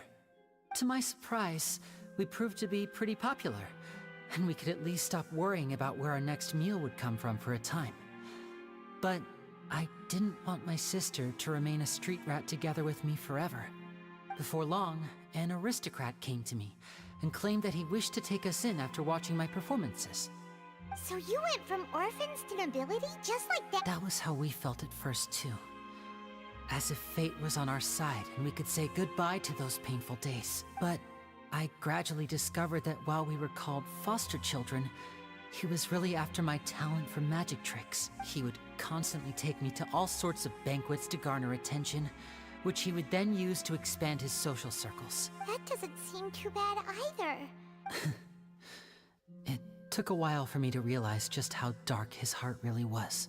After one particular performance at a banquet, I discovered that Lynette was not on the same return vehicle as me. I waited a long time after we returned home, but she did not come back. I went to that noble's bedroom and asked him about her whereabouts. The answer he gave me was, she caught the eye of the most eminent person at the banquet, so I sent her over as a gift. I mean, you'll be able to perform your magic regardless of who your assistant is, yes? Oh no. So he was gonna... But wouldn't Fontaine's laws deal with such people? As far as outsiders are concerned, this is a relationship akin to adoption or foster care, and they have their ways of escaping the eye of the law. I managed to ferret out the location of the mansion of that so-called eminent person and hurried through the night. But by the time I leaped over the walls, avoided the guards, and made my way in, all I saw was the moonlit ground covered in blood, and the knave standing there in the darkness. So, she'd already taken care of that guy. That's right. She had rescued my sister before she could come to any harm, and had even discovered several girls hidden in a basement, all of them orphans. Father, I mean, the knave, might have seen something in me, and so she made me an offer. The House of the Hearth welcomes you, for your interests align with ours. Here, none will ever betray you. Indeed, betrayal shall never be permitted here. I was hesitant to trust her. I mean, I had just been betrayed by nobles. But she was also quick to destroy the noble who had taken us in at first, giving us back our freedom. Oh, so that's how the two of you joined the House of the Hearth. She has her own plans. She has gained permission from the Tsaritsa to first use the Gnosis' power once she obtains it. She plans to use it to find a way to break the prophecy and save Fontaine. So, she believes in that prophecy too? That's right. The whole House of the Hearth is currently working to combat that crisis. Today's case has also proven that people from Fontaine can indeed dissolve into some sort of water, thus further supporting the prophecy. Everyone at Hotel Bouffe d'été, including the knave, has their roots in Fontaine. And we will always defend our homeland.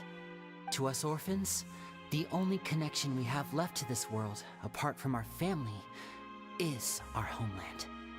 So, from small deeds like distributing magic pockets to huge schemes like stealing a Gnosis, everything is aimed at dealing with that prophecy. It's all right. I understand. The only thing I can do is relate all this to you. I just hope you can understand that even as a member of the House, I have never stopped making my own decisions, and that I believe what I'm doing is right. If you should need anything at all in the future, feel free to find me. I will do my best to help you, as plain Lyney.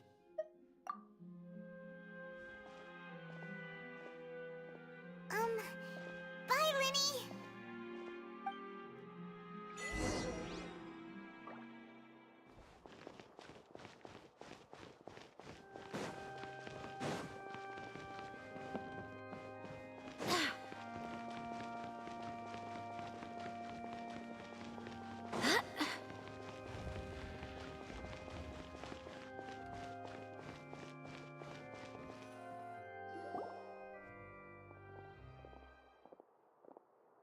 Hey there.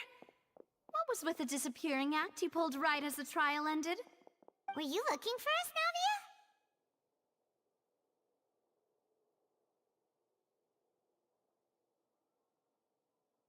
Navia? Well, this whole thing isn't exactly over, is it? I do feel that we're getting closer to solving the serial disappearances case, though. Huh? What's wrong, my dear partner?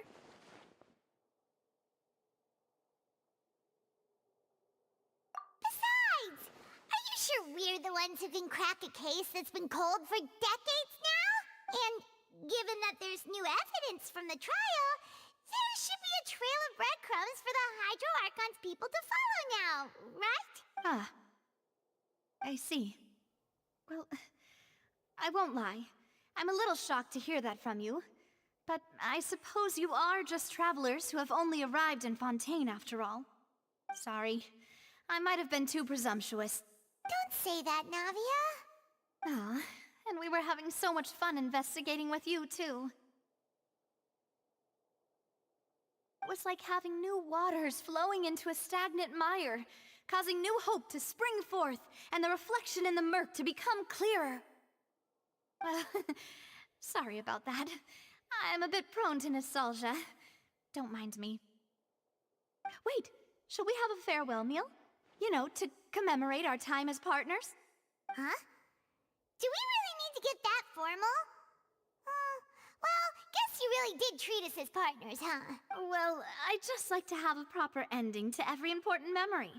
That way there are no regrets later. Anyway, it would just be a meal, so it shouldn't take up too much of your time. You don't have to twist Paimon's arm. If Boss Navia's treating, count Paimon in! Oh, wonderful. In that case, why don't we return to the Court of Fontaine and head to the Hotel de Boer? I believe we'll make it just in time for dinner. All right then, let's have our farewell meal!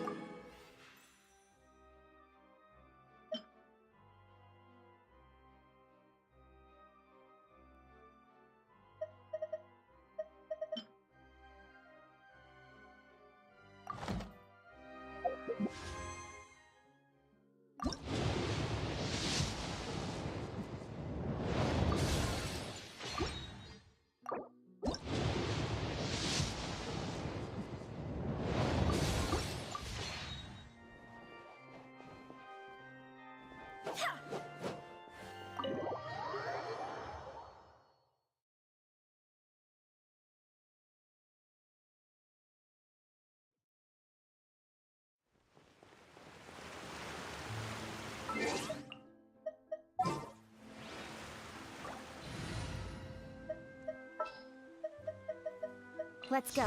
Time is against us.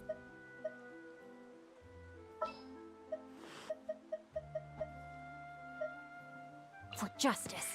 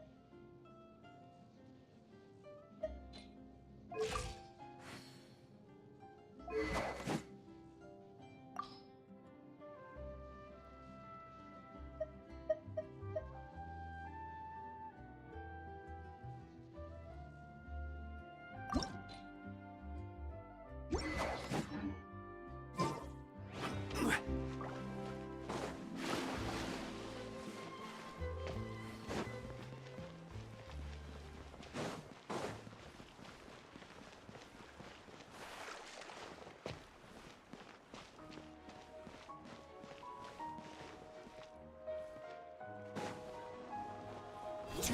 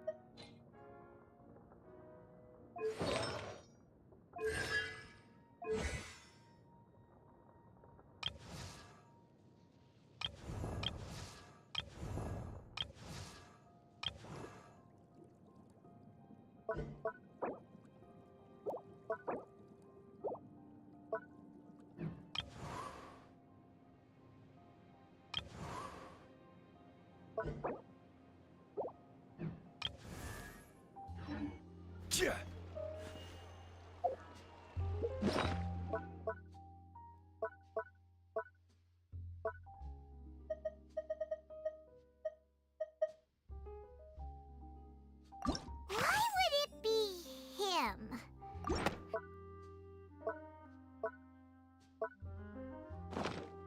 Boats are made for transport.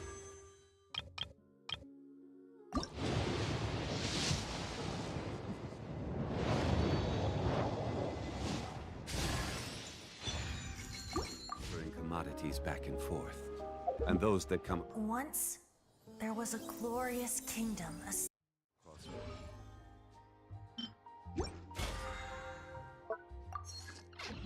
Tend to stay a while. So it is where many things come to settle.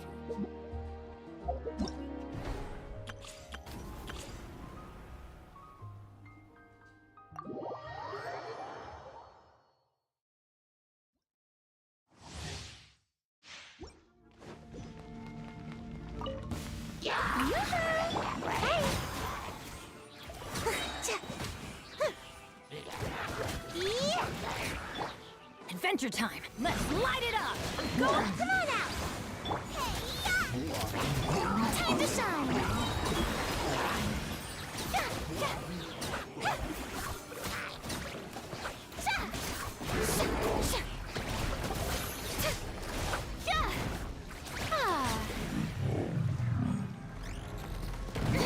Stop that! Let my name echo in song!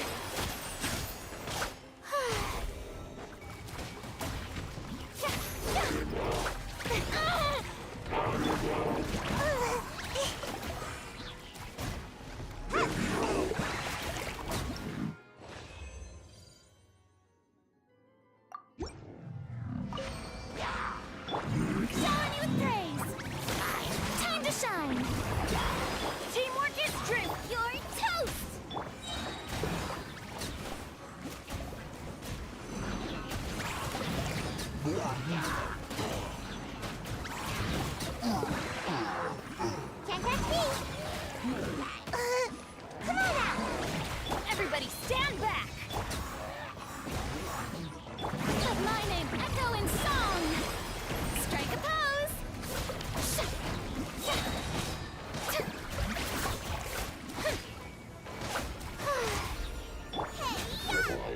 Nice and spicy! I'm going in!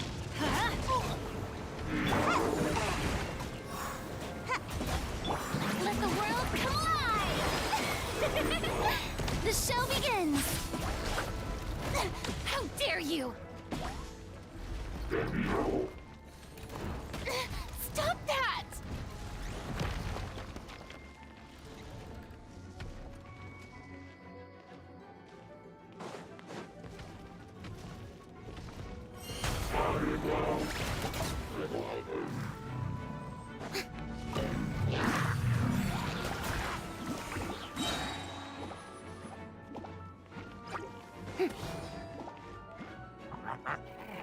Time to shine! Teamwork is dreamwork! Eat this! Ninjutsu!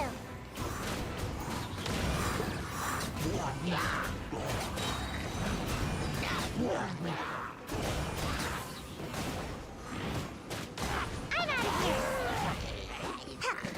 Let my name echo in song! You heard everybody stand back!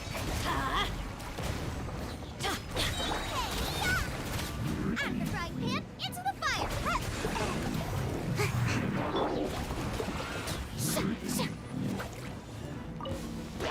Time to shine! Let's light it up! Teamwork is dreamwork!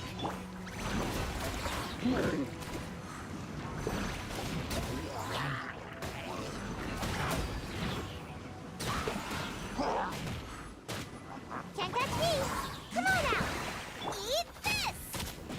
Let the world collide!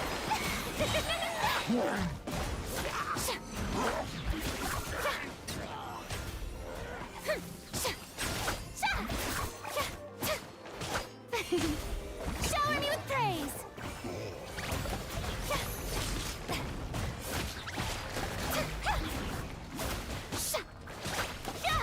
Let my name echo in song!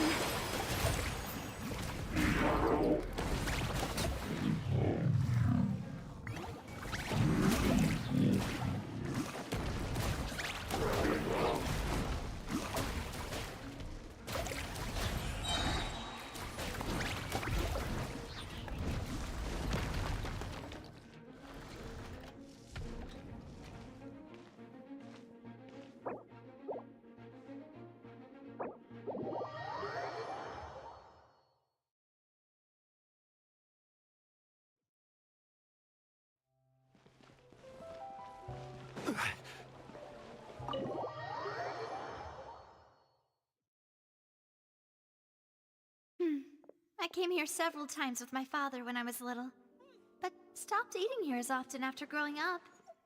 I hope the food here will be to your taste. Oh, don't worry! We haven't eaten at a hotel like this in a while. Paimon's getting excited already! In that case, I'll go order for us first. Please wait here a moment.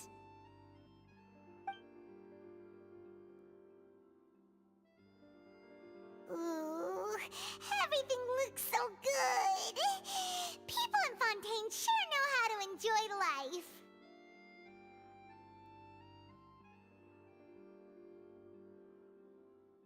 Why, of course. Go ahead, try whatever you like. If the food's good, I'll make a group reservation for the rest of Spina di Rosula next time.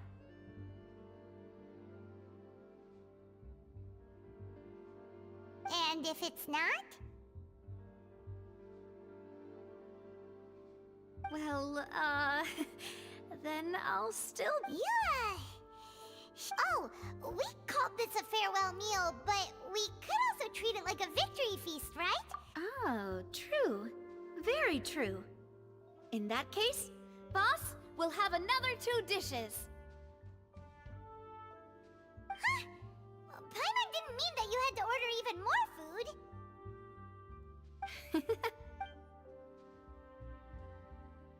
Speaking of cases, do you think that the mastermind behind the serial disappearances will get caught soon now that this has all happened?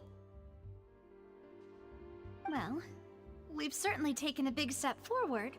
If it hadn't happened right in front of us, Paimon wouldn't have ever believed that a person could be dissolved like that. Right? Yet it was because this was such a preposterous notion that the investigation could never really move forward before. Ugh. If only that guy could have finished speaking!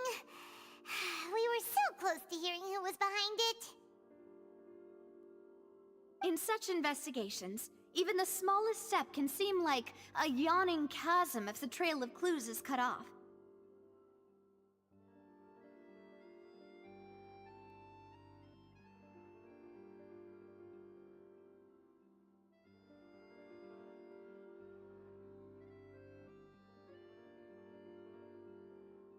To be honest, I don't have high hopes for any follow-up that the authorities might conduct. It's not that I don't have faith in their ability, it's just that a different perspective is required in some matters. It's easy to guard against and deceive a single, narrow perspective. A shift in thinking is required at such times in order to produce a break, which is exactly why the Spina di Rosula exist. Those highfalutin folk are not all-knowing. That's why we exist. To seep into the cracks where filth falls through, where their watch fails them. That's the kind of problems we solve.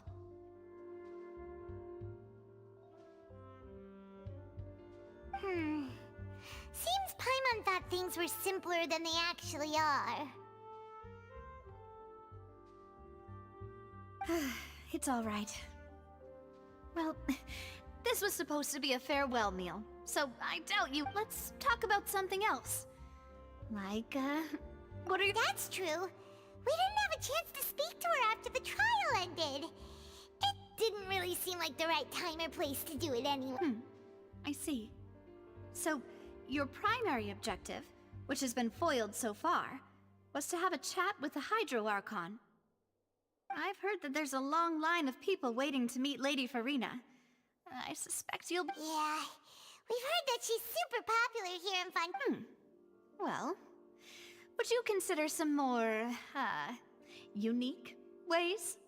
Perhaps even methods of, let's say— Guess that's Spina di Rosula's boss for you. Chock full of sketchy ideas. Well, one way would be to infiltrate a performance troupe at the Opera House, only to abandon your act at the play's climax and ask to speak to her after the performance. I'm sure Lady Farina would be eager to see the ending, and would agree in order to finish watching the play. Don't you think? Could you suggest something a little more practical? This plan seems pretty hard to pull off. We'd have to go learn how to act, and acting's really hard. All right, here's another.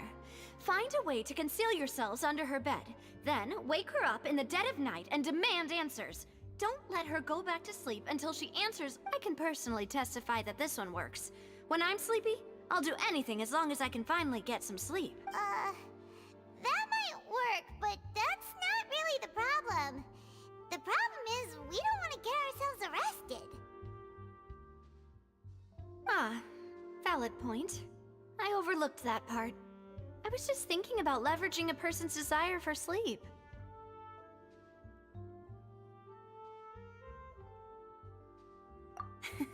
All right, no more joking around. Perhaps you could... Oh, I don't know. Cut the line when she's on a break. You did defeat her in court, clearing citizens of hers from false accusations. False accusations she had nearly upheld personally. I imagine that she feels quite ashamed about the whole thing. You mean that if we catch her while she's on a break, she might be too embarrassed to refuse? Oh, that does make some sense. Why don't we give it a try after this meal? You know, strike while the iron is hot and all. Huh? Paimon, did you drink my Fanta? Was this your drink? Sorry about that. Paimon wasn't really paying attention and the cup was right next to Paimon. Would you like to order another? No, it's fine. We're just about done here. Alright. Honestly, Paimon wouldn't recommend Fanta anyway. It tastes kind of salty and icky.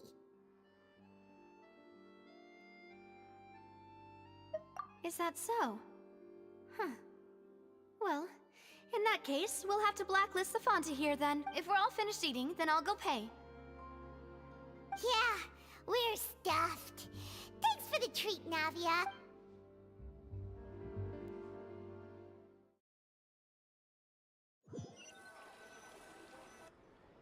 Oh, so full. Paimon can barely float anymore. Can't you see Paimon's barely an inch off the ground?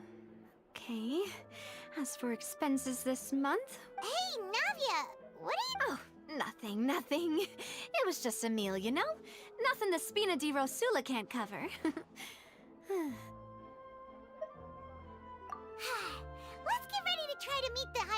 town again. Bye, Navia! So this is goodbye, huh? Well, if you do encounter any other trouble in Fontaine, you're always welcome to contact the Spina di Rosula. I'll give your requests the highest priority. In any case, I wish you smooth sailing. I'll see you again, partner. See ya!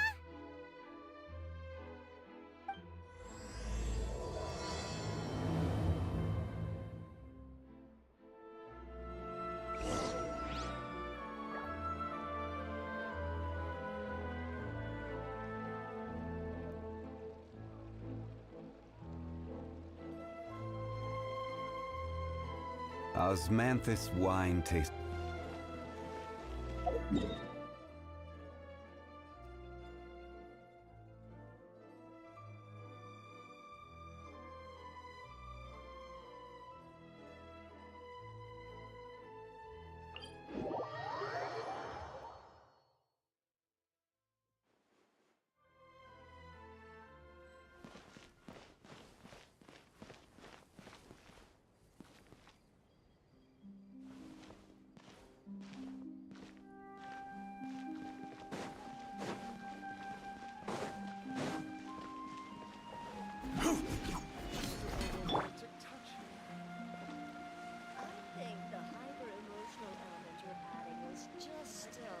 Gratuitous.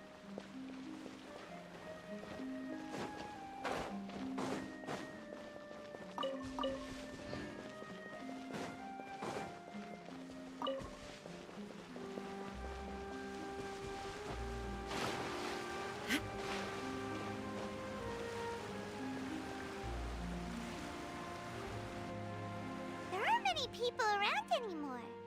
Looks like that boat we took to Araneus might have been the last one. Vacher. Looks like we're back here again. Huh? Traveler? Are you hearing voices again? Ugh. That's kinda spooky. Are you sure we don't want to come back in the morning? Vacher? Vacher. Hey, why are you still walking towards it? There might be some... Huh? Hang on. Hey, Traveler? Stop walking! Come on, wake up!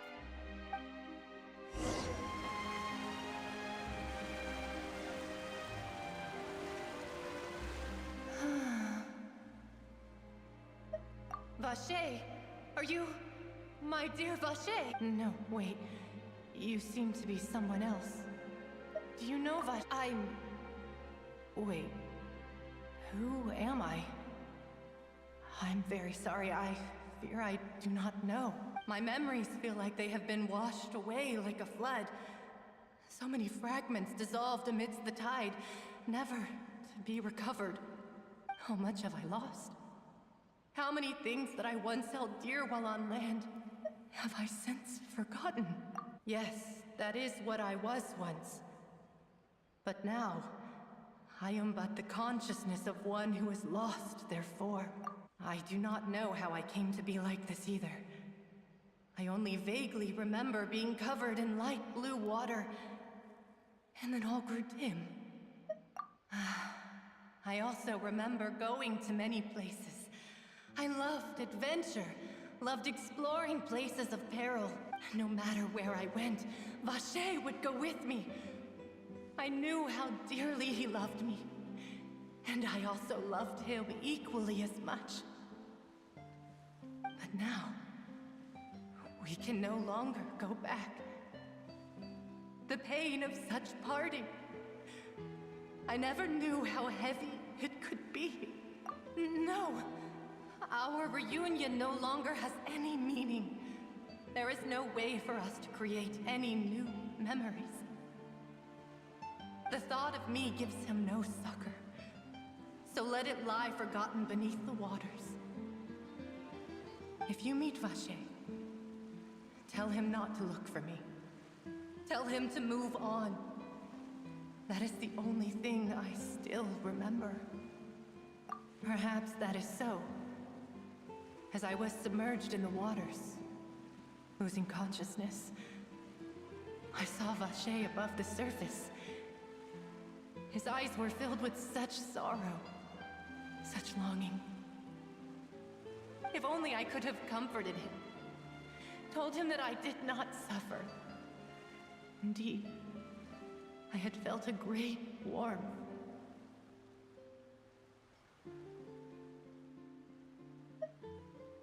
Is that what you call it? Dissolving? If anything, I consider it a form of release. It was a state of neither fear nor frenzy, with only an endless peace, like the water's still surface. I could also liken it to being a thirsty person who drinks water for the first time, and only then sees how they have lived for so long in a world of endless want and anxiety. I think I hear your companion. It's time for you to go, I think. Farewell, then. I am glad that you were able to sense my presence.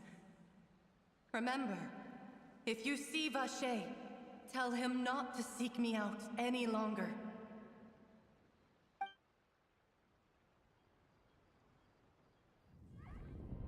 Wake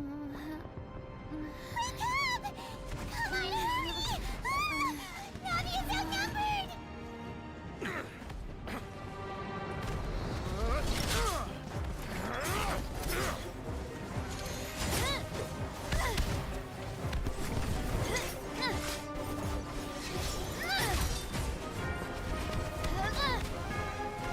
Demoiselle, look out!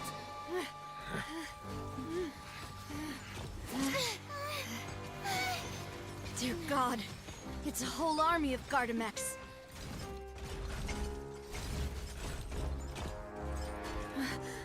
Clorinde?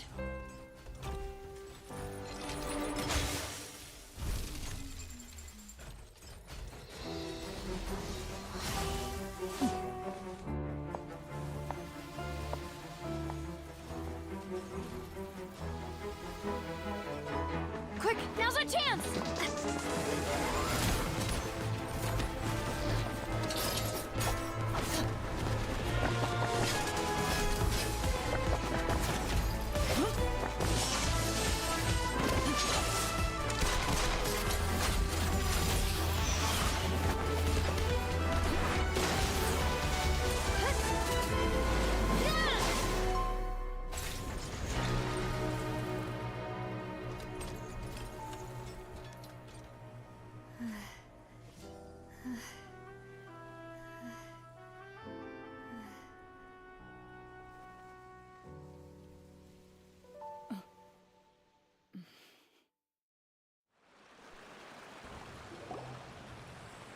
I should thank you for lending us your sword there, Clorinde.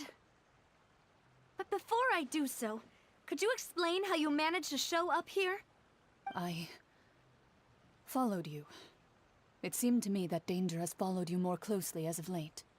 I believe that following someone without their knowledge is actually called stalking, is it not? Mr. Callus's last wish was for me to ensure your safety, and I will not betray his trust.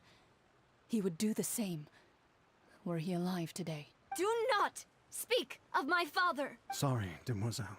I was not strong enough. Thank you for your aid, Miss Clorinde, but do keep an eye out for your manner of speech. I believe we all wish to avoid unnecessary emotional harm. Sorry, I did not consider your feelings. Whatever. What else do you know? How did you come to the conclusion that I'd be in grave danger? I doubt I know much more than you. But I believe that the mastermind behind the serial disappearances is very powerful. Your performance tonight will almost certainly attract their attention. I'm sure they've known about me. To be honest, I'm shocked it's taken them this long to act against me. And what about these Gardamex? I thought only those associated with the Maison Gardiennage could control them. None of these mecha have serial numbers. I was sure to check a moment ago. They are not the ones used by the authorities to enforce the law. I can only conclude that some powerful or wealthy party must have obtained them via illegal means, deploying them as a private force of sorts. What? Your point being that they're out of Spina di Rosula's league, then? Yes. Be careful, and do not act rashly. I will continue investigating no matter what. We will bring the truth to light. That's My father's true last wish. Regardless, thank you for your help today, Clarant. But if you get any ideas, tell me first. I don't much appreciate being followed. I do not think that they'll strike again anytime soon. So I shall stop following you. Good day, all.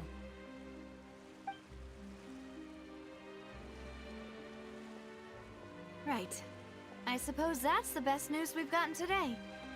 Demoiselle, I believe that Miss Clorinde was being sincere with you. If we tried, we could attempt to thaw relations a little. I know, she's... Oh, thank goodness! Paimon thought we were done for! Those Gardamex came out of nowhere while you were unconscious! And there was that champion duelist named Clorinde who came out to save us too! We got lucky there.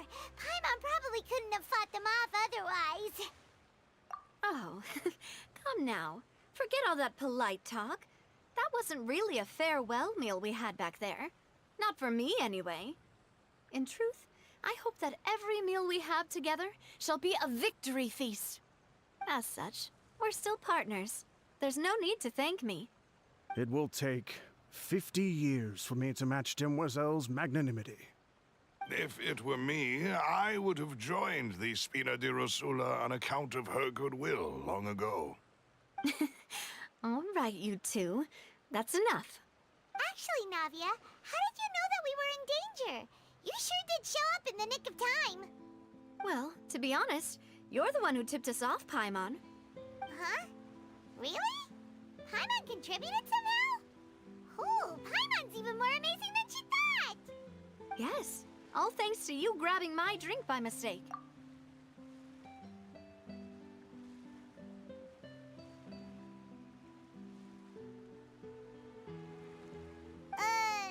How did that help?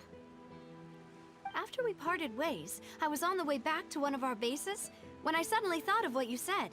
That the Fanta tasted kinda salty and icky.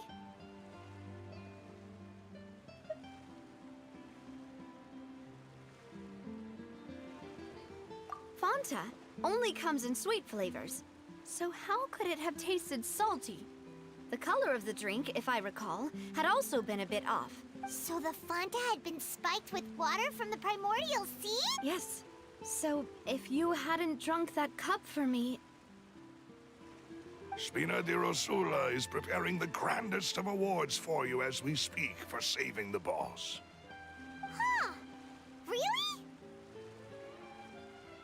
I sent people to Hotel de Boer to investigate, but whoever did this left no trace at all. That's when I figured out that you might be in danger, and hurried here as quickly as I could. But why would they go after us too? All we did was defend Lyney in court and help clear his name. Ugh, now we're caught up in this mess too, aren't we? Well, you did foil a plan that they were probably pretty proud of, and almost got their name in the process.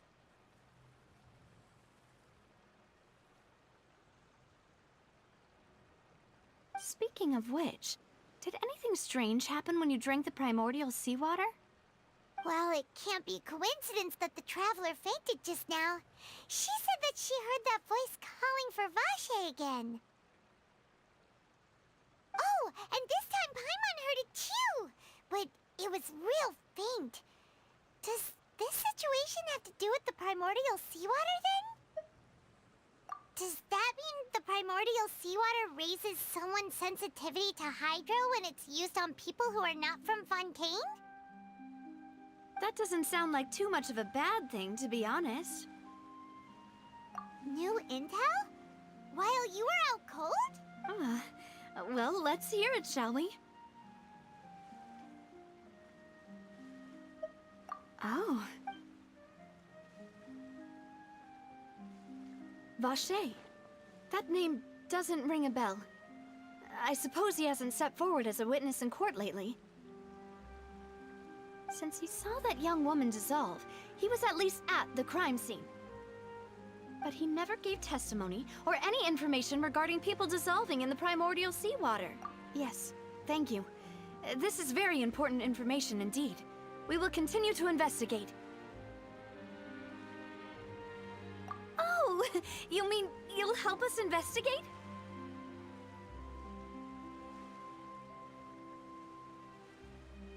Well, you did say that our farewell meal didn't really count. That means we're still partners, right? And besides, we're in this now whether we like it or not. You're not gonna let those people who targeted us... Demoiselle, do try not to look quite so pleased. You are the face of Spina di Rosula, after all. You talk too much. Well, in that case, let's head back to one of our bases, shall we? I'll arrange accommodations for you.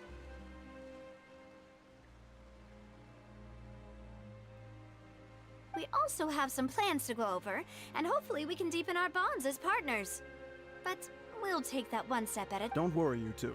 With us around, our base is definitely secure.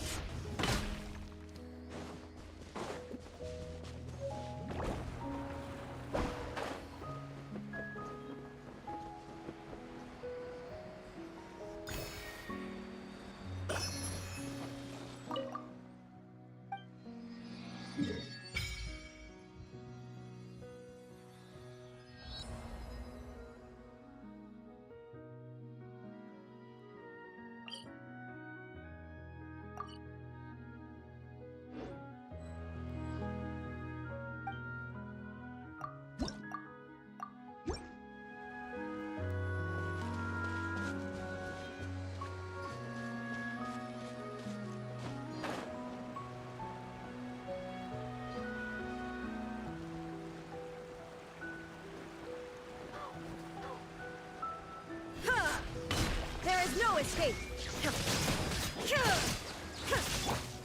Gather!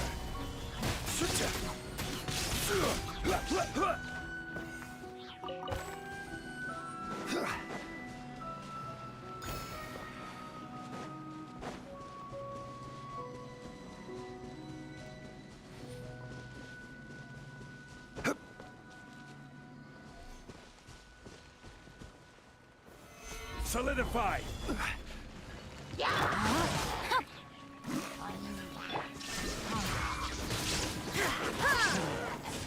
Inazuma shines eternal!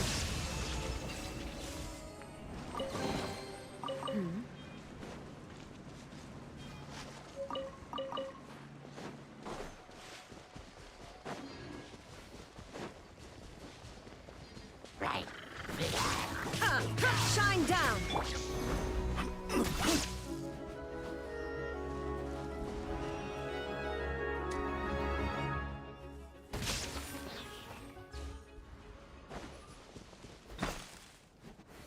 Stabilize!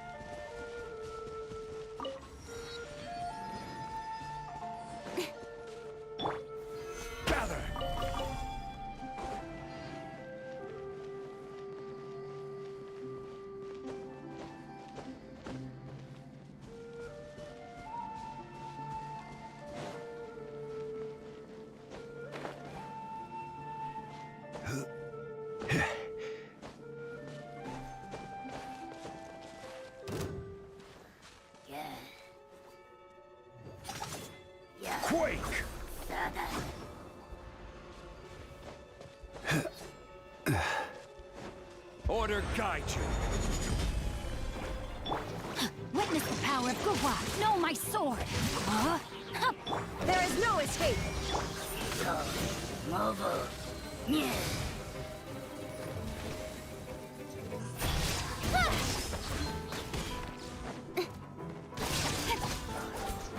Nada Kundala.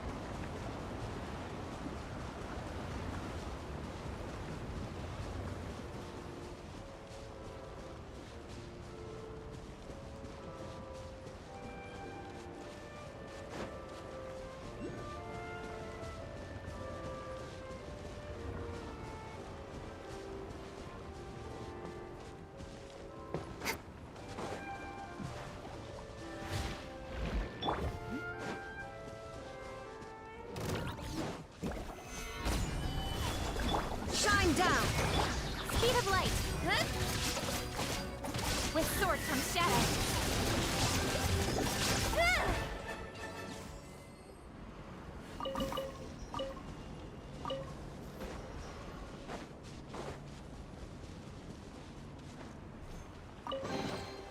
You give, you receive.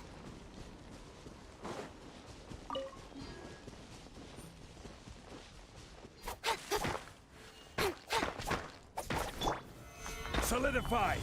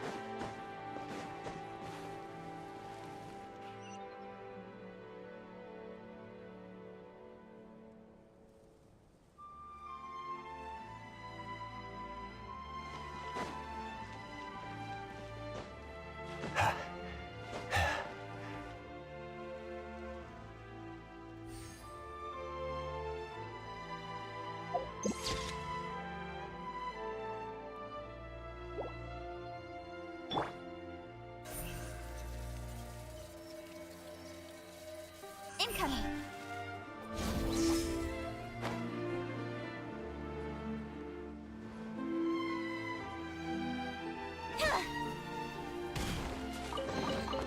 Not bad, as far as treasure is concerned.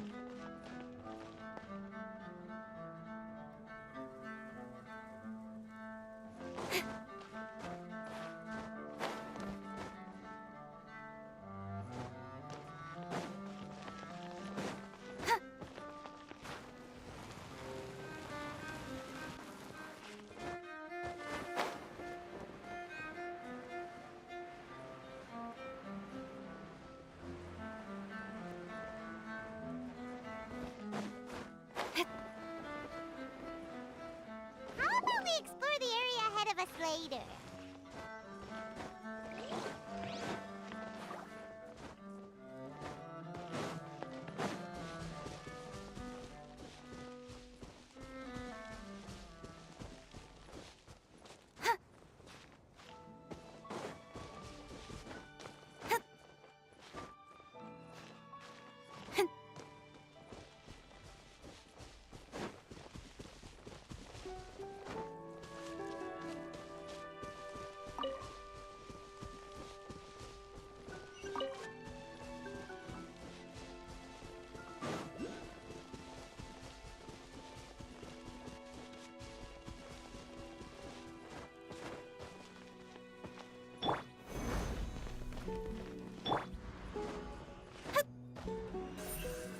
Don't blink!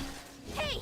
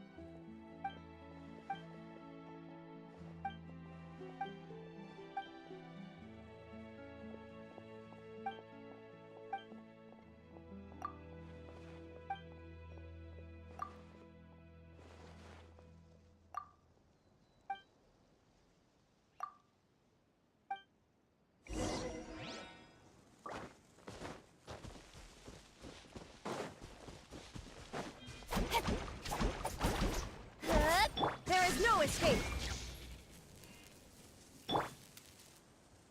Speed of light!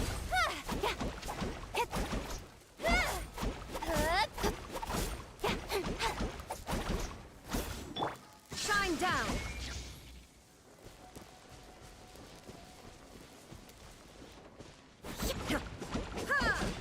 Rain outlines your fate.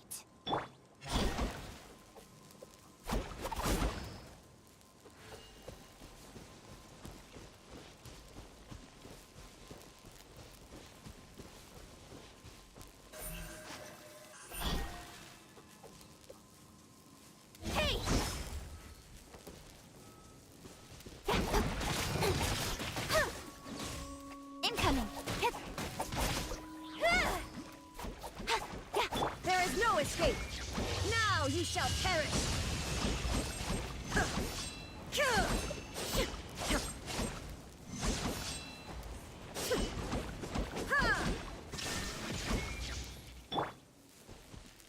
Don't blink!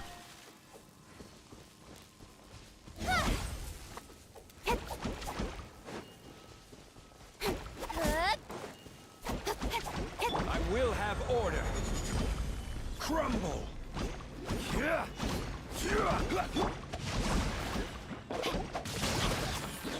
Illusion shattered!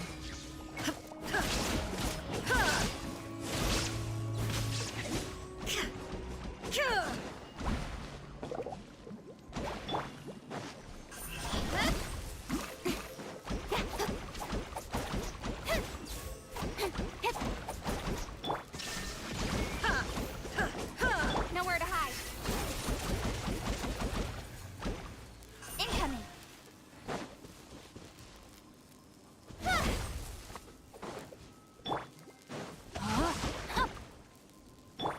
Stabilize!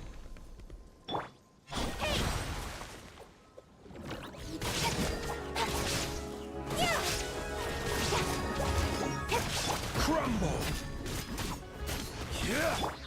Let me weave you a verse. Shine down! Ha!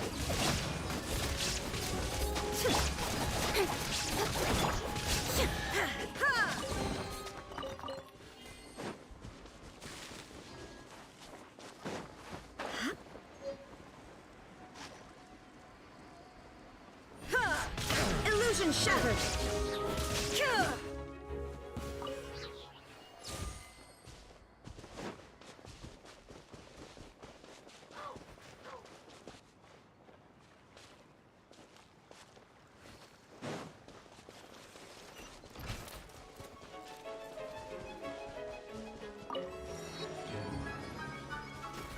Shine down!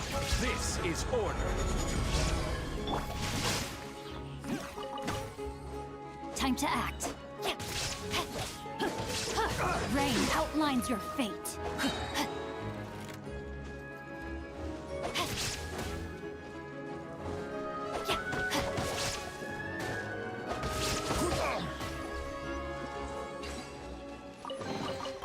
I hope we find long-lost ancient literature.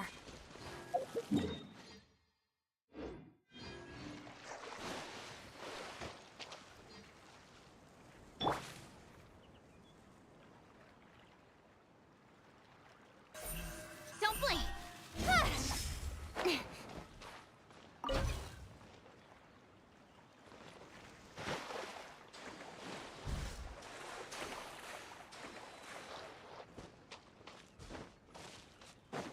Incoming!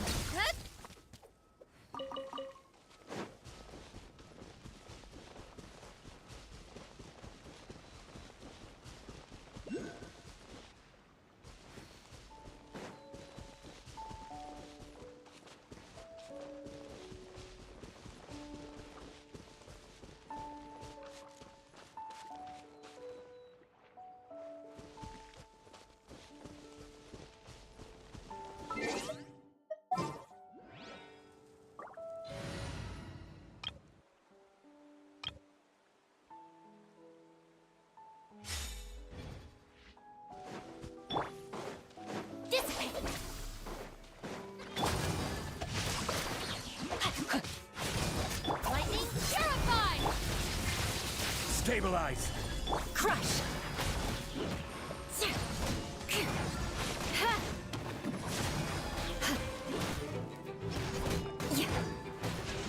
Beg for mercy. Rain cutter, no, my sword. I will have order. Crush. More speed.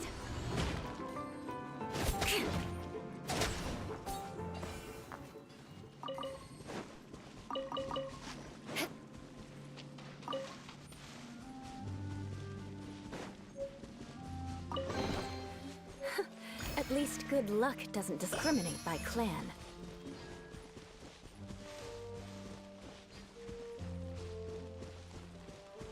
More speed.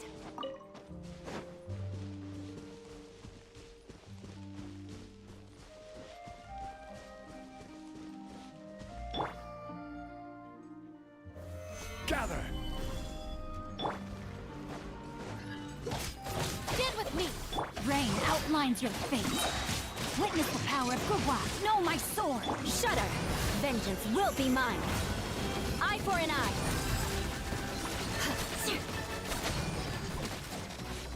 Out of my way!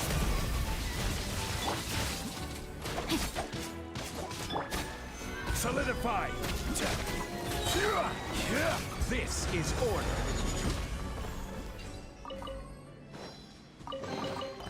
One man's stone is another man's gem.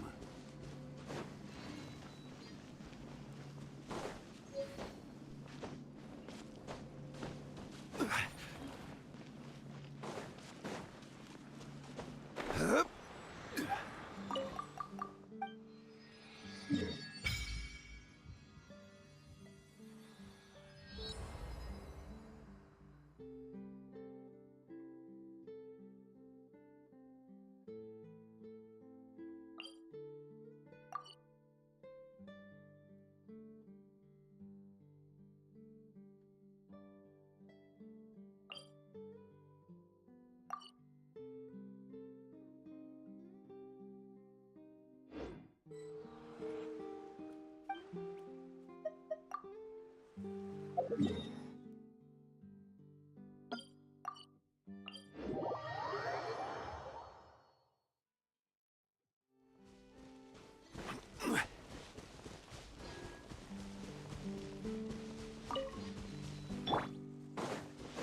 bond is strong.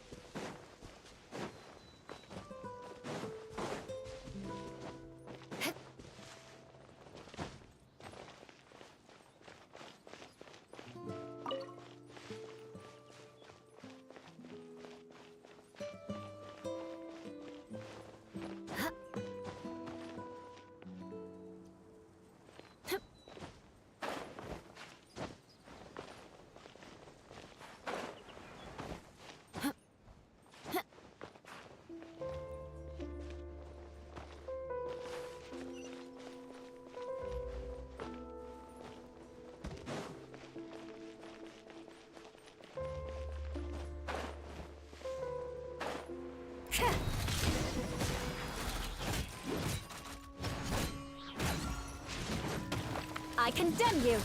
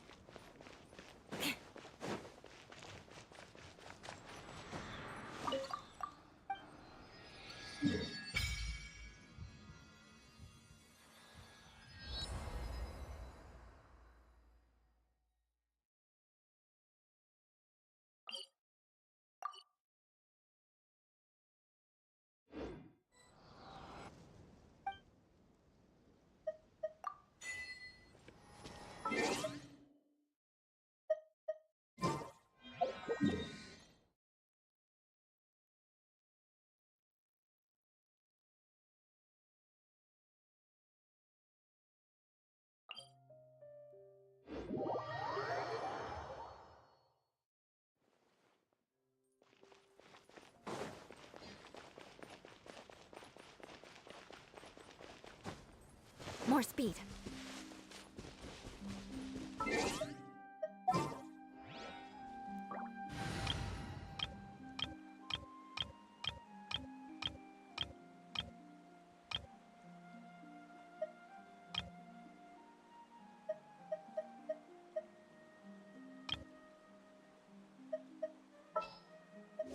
This had better be important. Give me a moment to compose myself.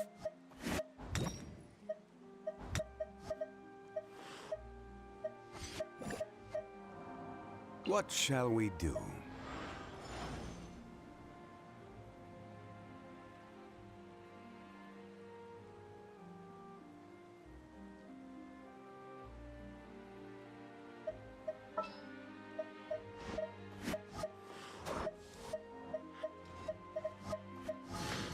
I await your instruction.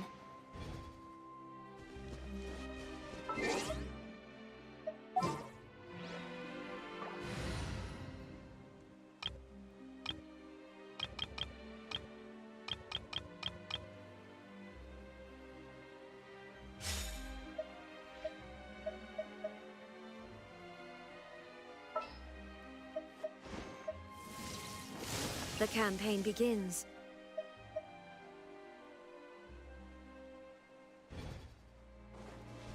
The wind rises. Too slow. Too slow. Behold!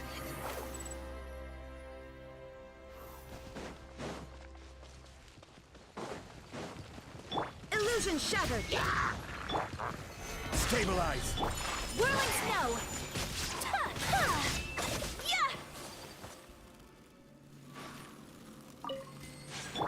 Squall and Fury.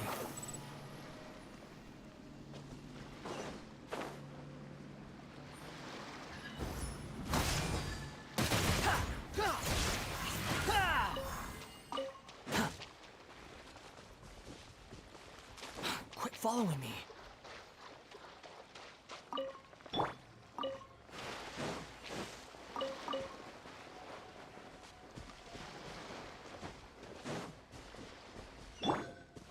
Rise!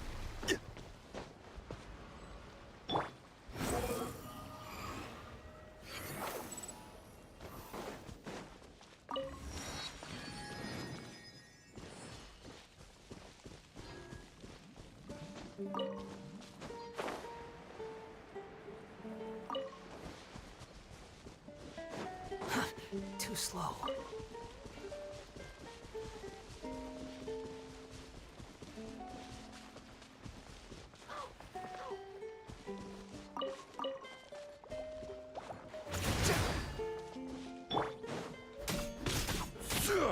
Quake!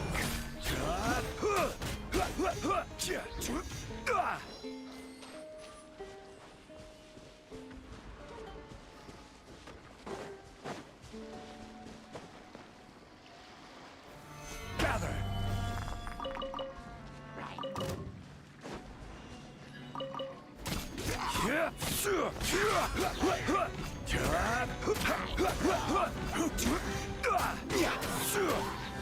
Rise! I will have order.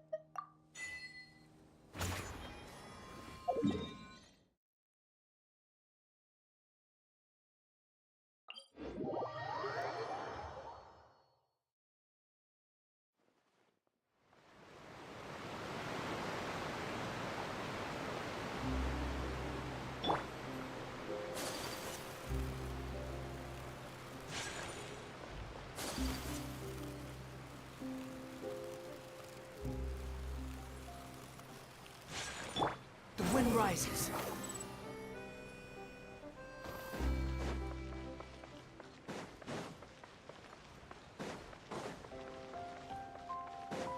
Quit following me. Too slow.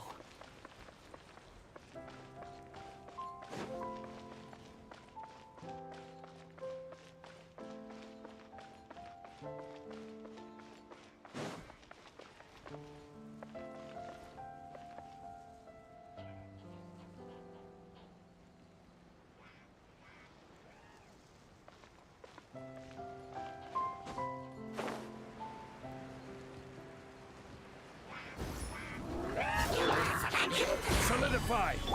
Take flight! Ha! Yeah! Ha! Yeah! Ha! Shine down! Embrace the ice!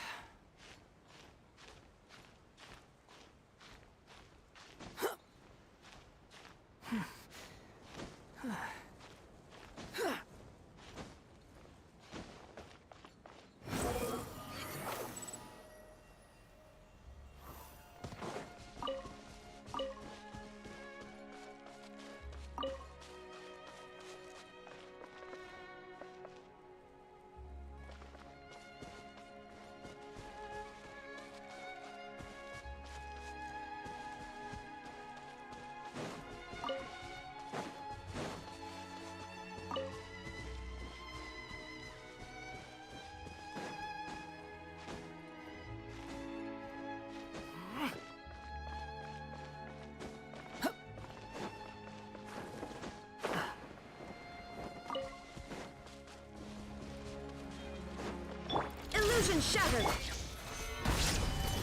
This is order!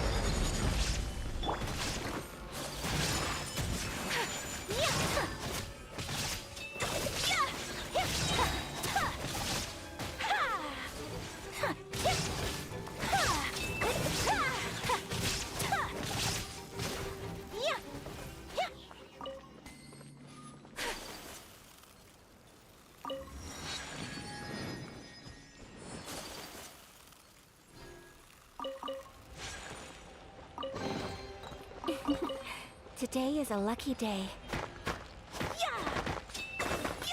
My apologies. Yeah!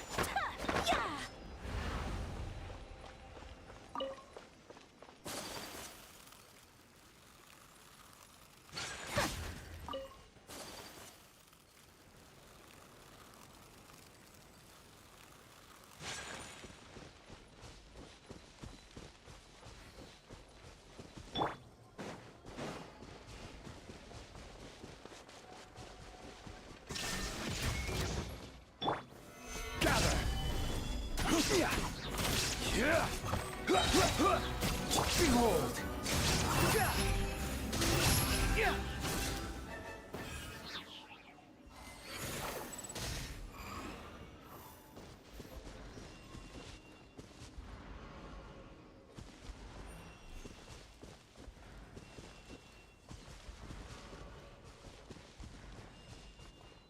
Shine down!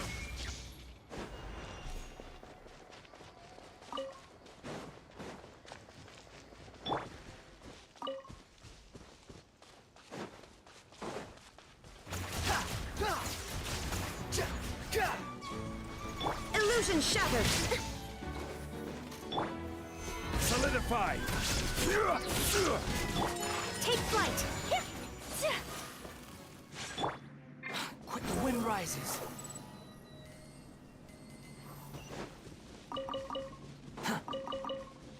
Quit following me.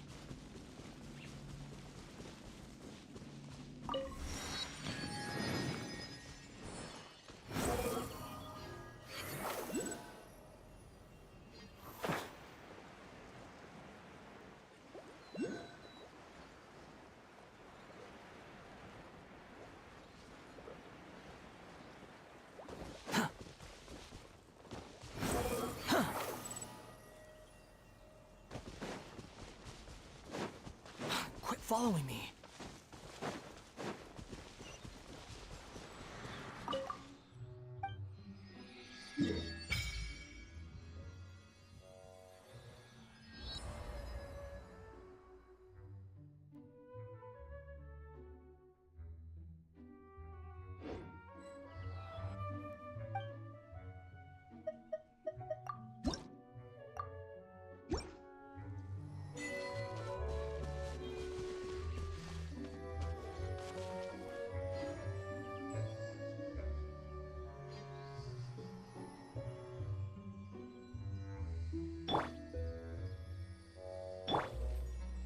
My apologies.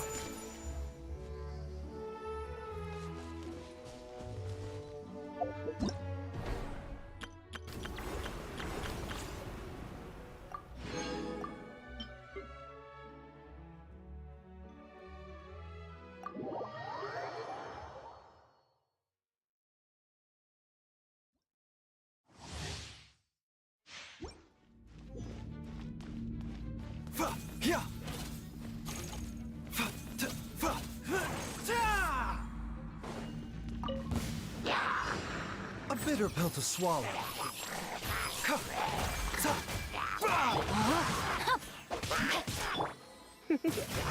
You're in for a little shock. Come a little closer.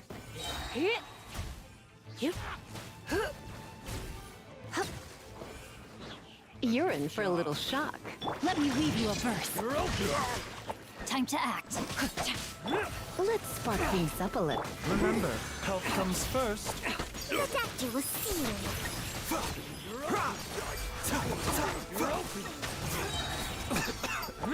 He'd come a little closer. Mind the side effects.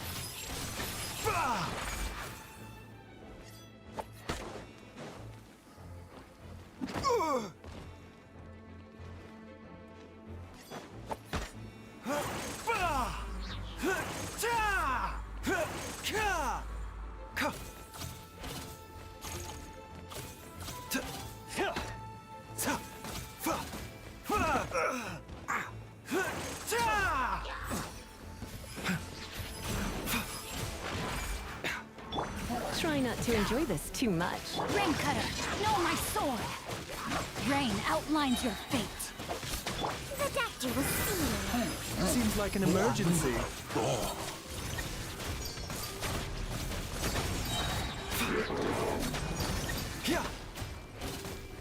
Mind the side effects. Let's spark. Let me weave you a verse.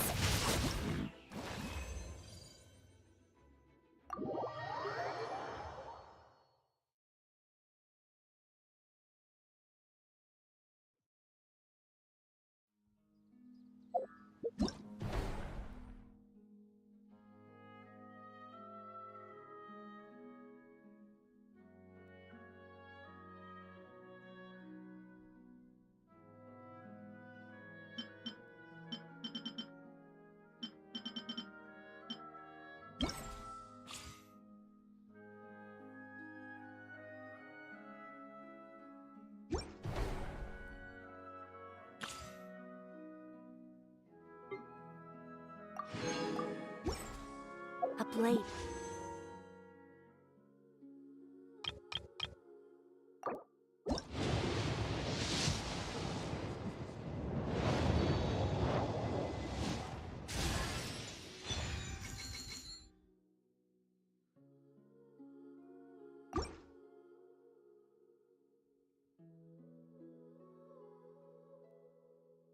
Like a tea leaf.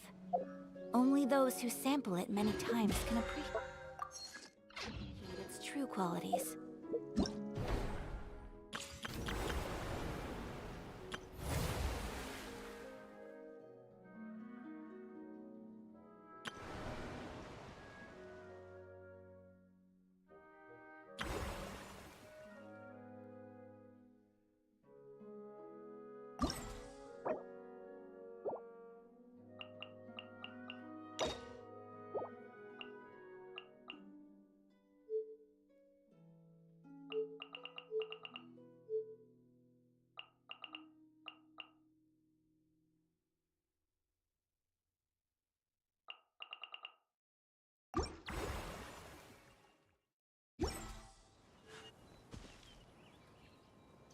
Whirling snow!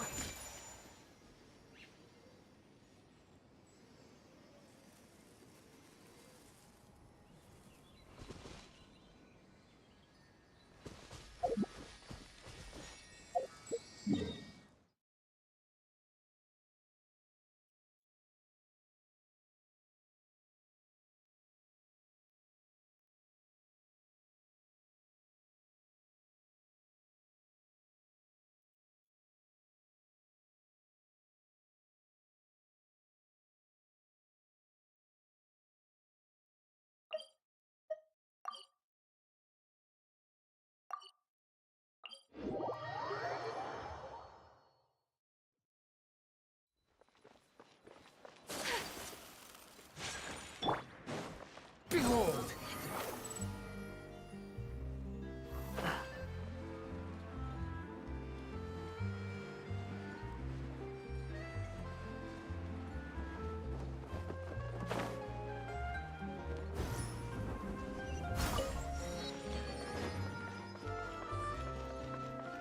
Ad Astra. Thank you for